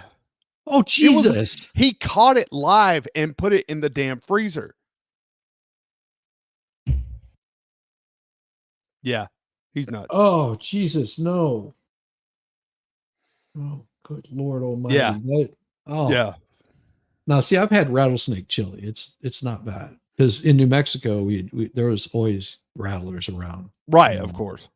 Just like it's like constant. You know, you could walk out your backyard and there would be at least 10 of them. You know, dude, that reminds me of Wyoming because we went out there. It just so happened a friend of ours that lives here. He's locally from Montana, and we're driving down to Cody, Wyoming from Montana. And, you know, you could see all the sagebrush and all that. And he goes, yeah, there's probably rattlers behind every single bush. And I'm like, I hate it here. Beautiful country. But I'm like, I'm not stepping foot out of this truck. No. Baker, you're beating on her. Is Baker not like snakes either? No, he does not. He is. That's the reason he say he would never go to Florida because of all the snakes. Just America in general. Oh yeah. You just don't go to Australia or India. Dude. No. I mean, nope. Just about anywhere you go that isn't covered in snow 9 months out of the year it's going to have snakes. Well, what is it like? 9 of the most deadly snakes in the entire world are all in Australia. Yeah, I'm like, no, I'm good. And we haven't even started talking about the reptiles. Is that why they wear tall leather cowboy boots? Yes. Well, yeah, that'd be a good reason. Yeah. There's a reason for having those boots. You know, you keep those snakes off. You know, I've had rattlesnakes strike at my legs before. Yeah. Luckily, I was wearing loose clothing and also had a pair of work boots that, you know, went covered my calves, Yeah. because I worked in the pipeline. Right, right. Work pipeline construction. So you'd walk the pipeline in the morning and you'd have to, if you were going to be doing some welding, you had to make sure that no snakes had crawled up inside the pipe overnight. Oh yeah. And if there was railroad ties, because that's how they hold the pipe up going down the trail. And if they've already laid the pipe in there, you're just coming along and picking up these railroad ties. I don't know, they weigh like 40, 50 pounds, something like Right. that. You're just tossing them up in a truck. Well, a lot of times you get rattlesnakes that would coil up overnight, and you'd come up on them and not even realize it, pick up one of those railroad ties. So, you just carried a railroad tie with you and like smack it a couple of times and see if a snake would scare up and then just continue Yep. tossing. And I came up on one, and the snake was actually on the other side of it, and I didn't see it. And whenever I hit that thing, that snake struck out. And luckily, like I said, was wearing loose clothing in those boots, because it hit those boots, got snagged on the shoelace. And well, I will say it was government land. Yeah. So nothing happened to the snake at all. Why do you check the pipeline with a flamethrower? No reason. Well, yeah, government owned land, you have to leave it just like you Yeah. found it. It's very, very crazy. It Well, as is long one as of- there's no cameras. as long as there's no cameras. Yeah. Well, what can I say? It's just the way that it goes.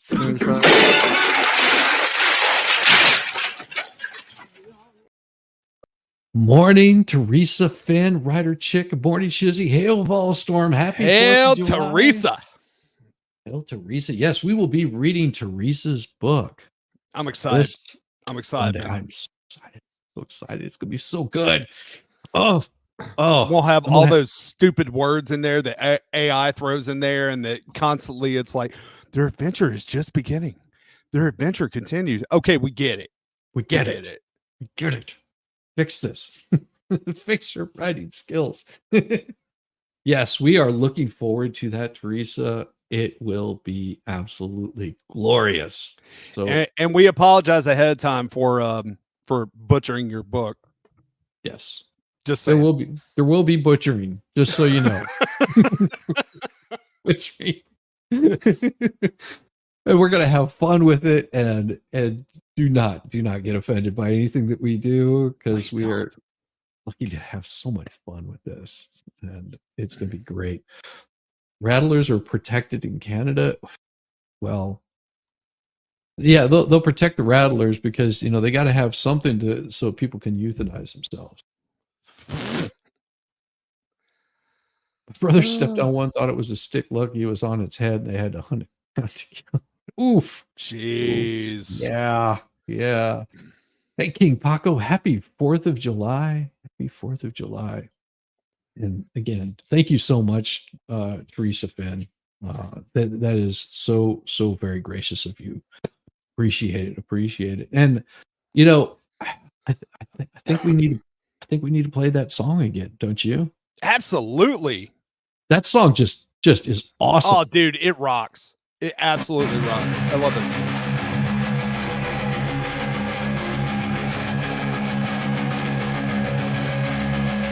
From the mountains to the oceans wide, land of the brave where eagles fly. With iron will and steadfast pride, we claim our ground, we won't be denied.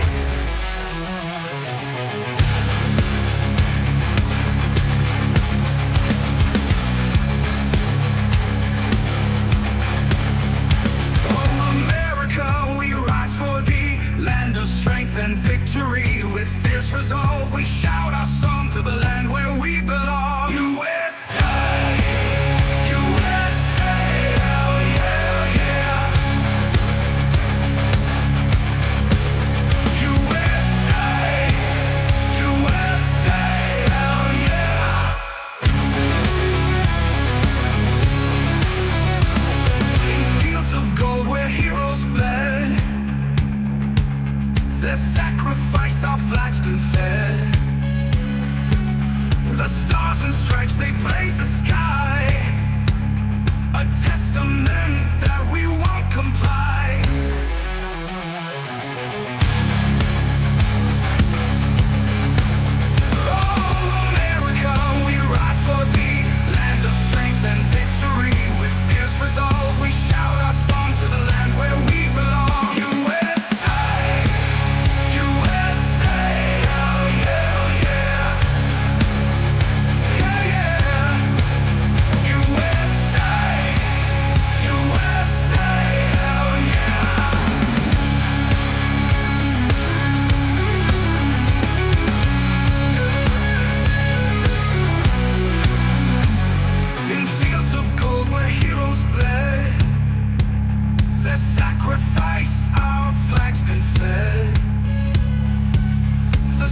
stars and stripes, they blaze the sky.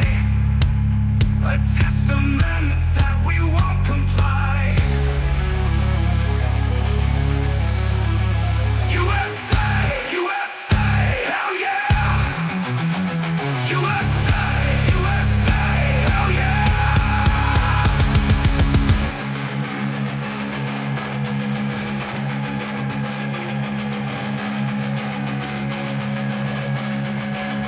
From sea to shining sea we rise, defenders of our liberties. In every heart a warrior's flame.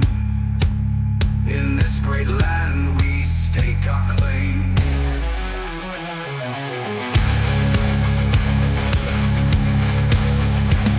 We honor those who gave their all. Their courage echoes in freedom's call. In unity we march and stand, guardians of this mighty land.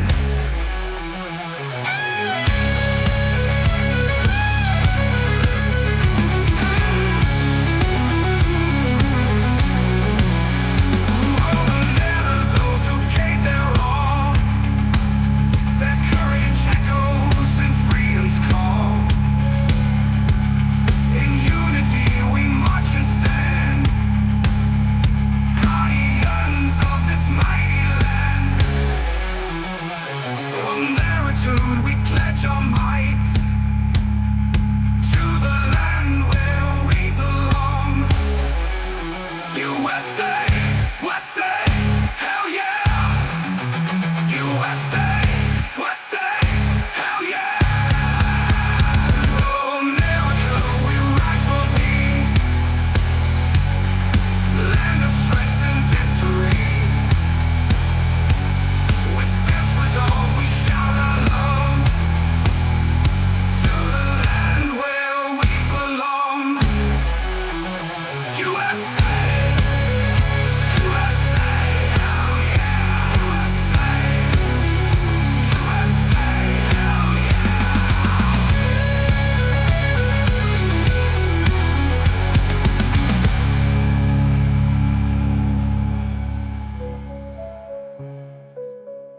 From sea to shining sea we rise,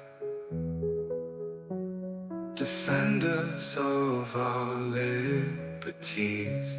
In every heart a warrior's flame. In this great land we stake our claim.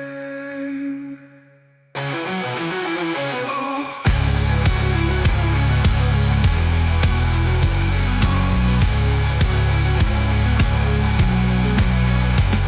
We honor those who gave their all, their courage echoes in freedom's call. Heaven's call. In unity we march and stand, guardians of this mighty land. USA.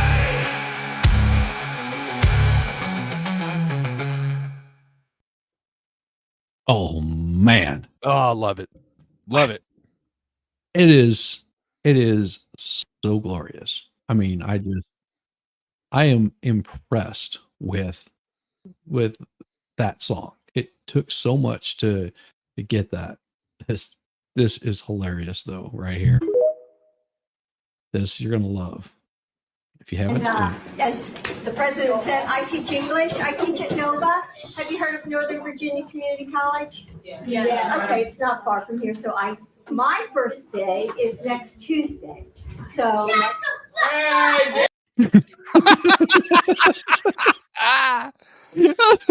Out of the mouths of babes.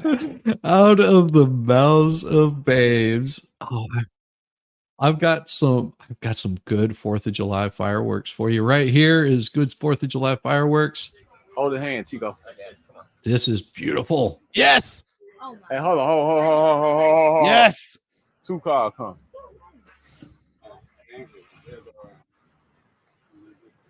You got 2 cars coming 2 different ways.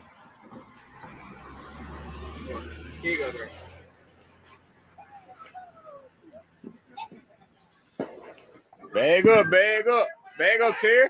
Put it in reverse, Terry. Put it in Terry. reverse. Oh, Lord, Jesus. Oh, Lord. Oh, Jesus. What you doing, Terry? Terry, what you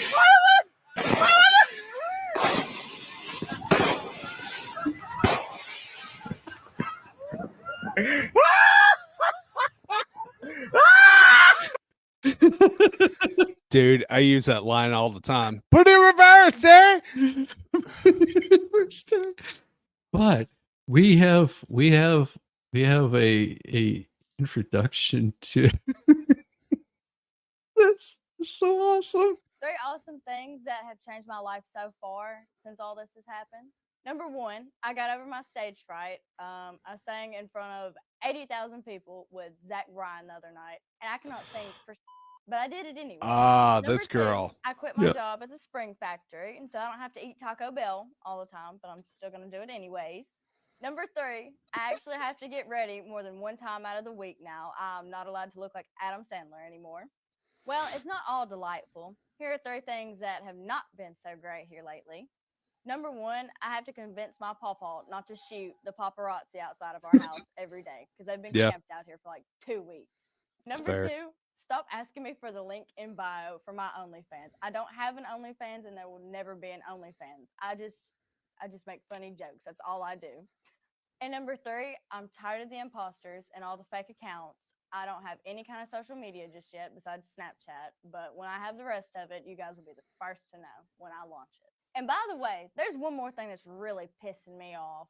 Any of you selling or purchasing merchandise online, it's not from me. It's not approved by me, and it's counterfeit, and I'm not making a damn dime off of any of it. But I just hired a manager, and I hired an attorney, so we're coming for you. But don't worry, I'm launching my merch store very soon, and you'll be the first to know to get your official Talk to a merch from me. There you go. So all you fine folks Hey, think she better make a move quick because you know that's gonna die out in like a month or so. yes. So And you better s- make your money now. and you saw what Trump said about the debate, right? What? Oh, What did I do with the debate the other night? Oh, He fantastic. kicked that old broken down pile of crap. Yeah. It's a bad guy. He just quit, you know. He's quitting the race. Is that right? Yep, I got him out of the race. And that means we have Kamala. I think she's going to be better. She's so bad. She's so pathetic. She's so fucking bad. So I just can't imagine. But can you imagine that guy with dealing with Putin and the president of China, who's a fierce person? He's a fierce man, a very tough guy. And they see him. They probably he can't. But they just announced he's probably quitting. Good. Okay? Yeah, that's amazing. oh, love it. See, because that clip has gone viral, that'll probably make Biden stay in that much more. I know. Because even if you got camel toe, I mean, he would destroy her. Yes, he would. In more ways than one. But nothing says 4th of July than watching someone that hates America get triggered. I'm here enjoying a nice day at the beach with my kids, and I turn around. I got these flags planted here on the beach by these MAGA fucks. Listen, this is all America. We know you didn't storm the beaches to stake out your territory on the beach. This isn't the fucking moon. I get it. This is America. But I'm sick of my flag being represented by white nationalist trash on a goddamn beach. Go fuck yourselves. I'm here enjoying. You're white. Yeah. Stop. Is such an idiot. Oh my God. jeez. Yes. It No, is. So it wasn't the fact that they had flags, it was who had the flags that he was so Yes. upset about. Exactly. Well, But we do have our Mexican word of the day. Have you heard this one? well, let's do it. All right. Mexican word of the day. Focus. Yeah, I don't know about these gas prices. They go up and down. Seems like every week they want to focus.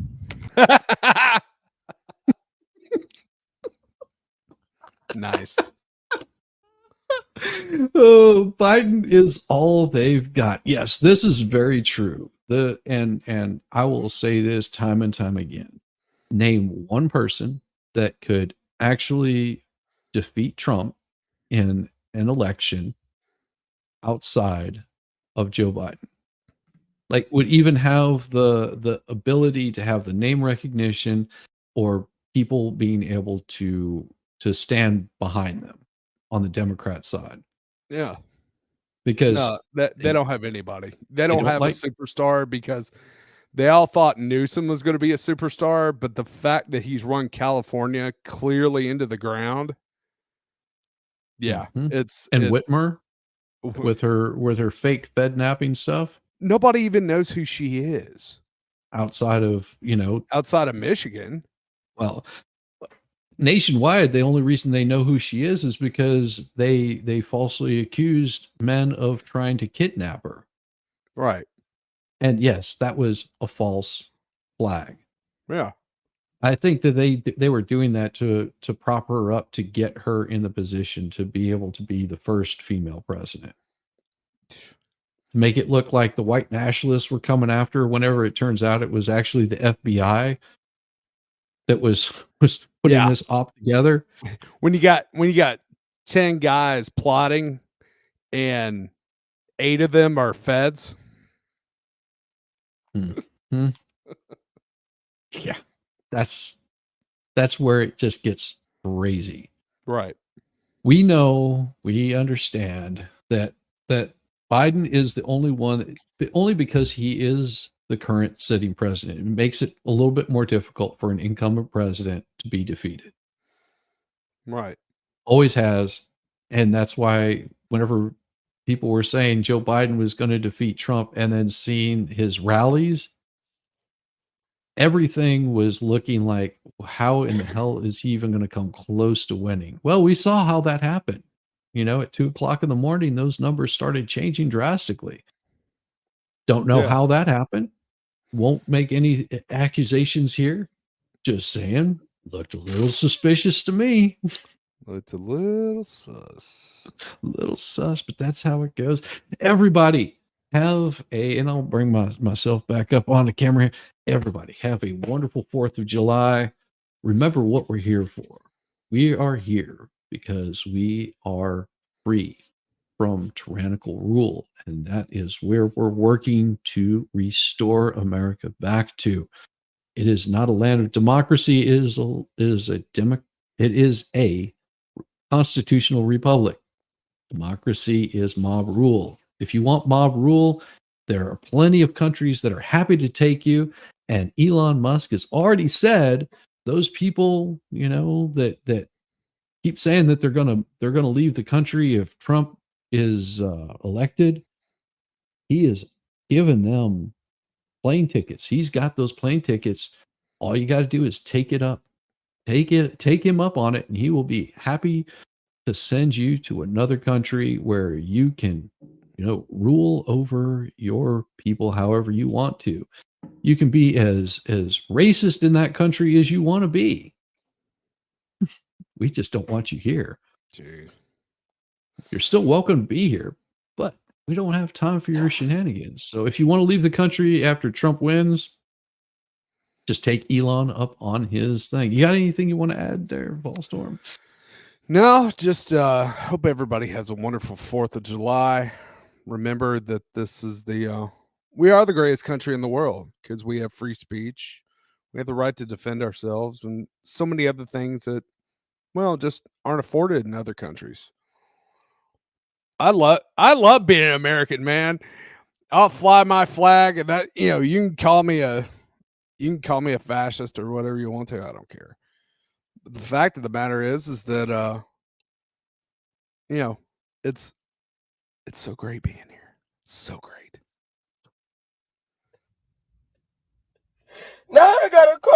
somebody to come get me because my car had turned into a spaceship and I don't know how to fly it. I'm not an astronaut.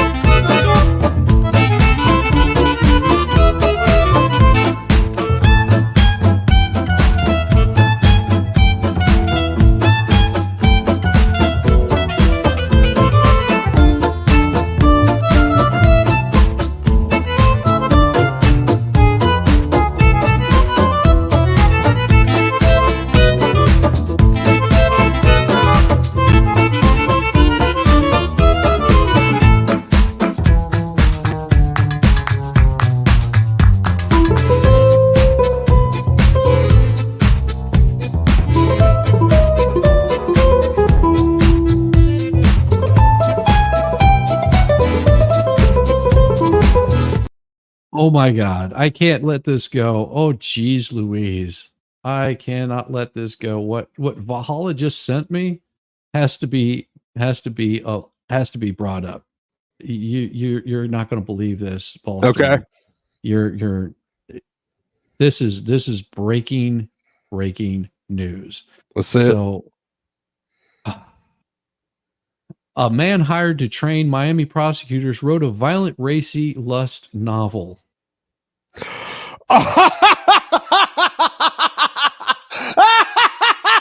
Yes. Cosme, you're the man. I love him. Oh, that is awesome. A lawyer who was just hired to train young prosecutors at the Miami-Dade State Attorney's Office is the recent author of a rated R novel with sadomasochist themes depicting women as sex objects and a transgender woman as an it, a he-beast, and a the thing. Explore a woman's desire for submission as she stands accused of being the infamous sex toy killer. What blurb says, Steve Gosney was sworn in last week as a new hire for the Miami-Dade State Attorney's Office run by Catherine Fernandez-Rundle. He was hired amid a slate of changes Fernandez-Rundle made in response to judicial findings and defense lawyers' complaints that some of her prosecutors violated the legal rules of criminal court. Gosney told a social media audience that the state's attorney liked his passion for ethics. It appears that neither Franz Ferdinand-Rundle nor any of her top chiefs read Gosney's novel, Death Penalty Desires, which they should just run out. I guarantee they did. I guarantee buy that thing up. Buy it up. Which is easily purchased on his self-named website or Amazon. Yes, let's make him on number one on Amazon. Come yes, on. So if you want to see just how bad and salacious the book is, go to stevegosney.com and pick up your own copy. Yes, go pick up your own copy. It's a wonderful book, and you should be reading this book. It is so beautiful. The state attorney's office did not release documents requested by the Miami Herald related to his hiring, including his job description and salary, because it's none of your effing business. Gosney told Miami Herald that he doesn't condone the sex-based violence and misogynistic thinking of his characters because they are characters. He said the book illustrates his stance against the death penalty. It is a morality play. It's a commentary on society. It's a mediation on the system and how the system can go wrong in a myriad of ways to convict an innocent person, and it's a tour through death row, is what he said in an interview. In a statement Wednesday, State's Attorney's Office spokesman Ed Griffith said the book was written while Gosney was a Florida Association of Criminal Defense Lawyers member working as a public defender, and might I say, probably one of the best public defenders that you could have ever. The book was written less than 5 months ago, and at the time of his hire, we were confident that he would be a valuable addition to our office in a special projects legal, appellate litigation support, and training functions, which he is top of his class in. There, you cannot ask for anybody better. Griffith said, when asked about his fictional novel, Mr. Gosney indicated that the key conceptual idea was to show what can happen to an innocent individual when the criminal justice system does not work as intended. Gosney, who is 56, has experienced both in criminal defense and in prosecution.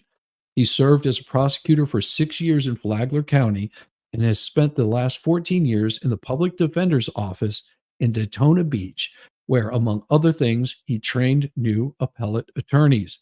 As a self-published author, Gosney sells a PG and an R-rated version. I suggest getting both. Yes.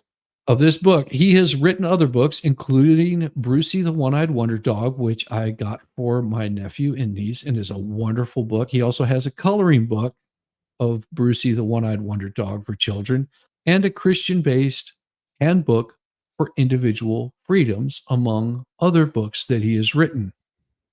This is beautiful. And they don't even mention like his there he is. His books that have his legal stances in it. And you find out just how brilliant of a legal mind Steve Gosney is. The book. Ideas and Answers. Gosh, I can't even think of them all. Ideas and Answers. And then there's also, oh, damn it. What is the book? It's got one word in it. Damn it. Hollow will know it. I'm going to stevegosney.com right now. Yeah. I mean, that's just ridiculous. And you can, it is awesome. Female heroes. It is, everybody says Miami's great. He said on Rumble, except for the traffic. Yeah. And he's got Prepare, the Handbook for Individual Freedom, Ideas and Answers in Law, which I have an autographed copy. Yes. Death Penalty Debates. Yes. Which is very interesting. And if it doesn't change your opinion on the death penalty, it'll at least make you think. Death penalty designs, death penalty desires. I mean, awesome. And all the man's brilliant. I love it. Give them more. And this is all I can say to you guys. And then I'm kicking you over to Baker. You guys,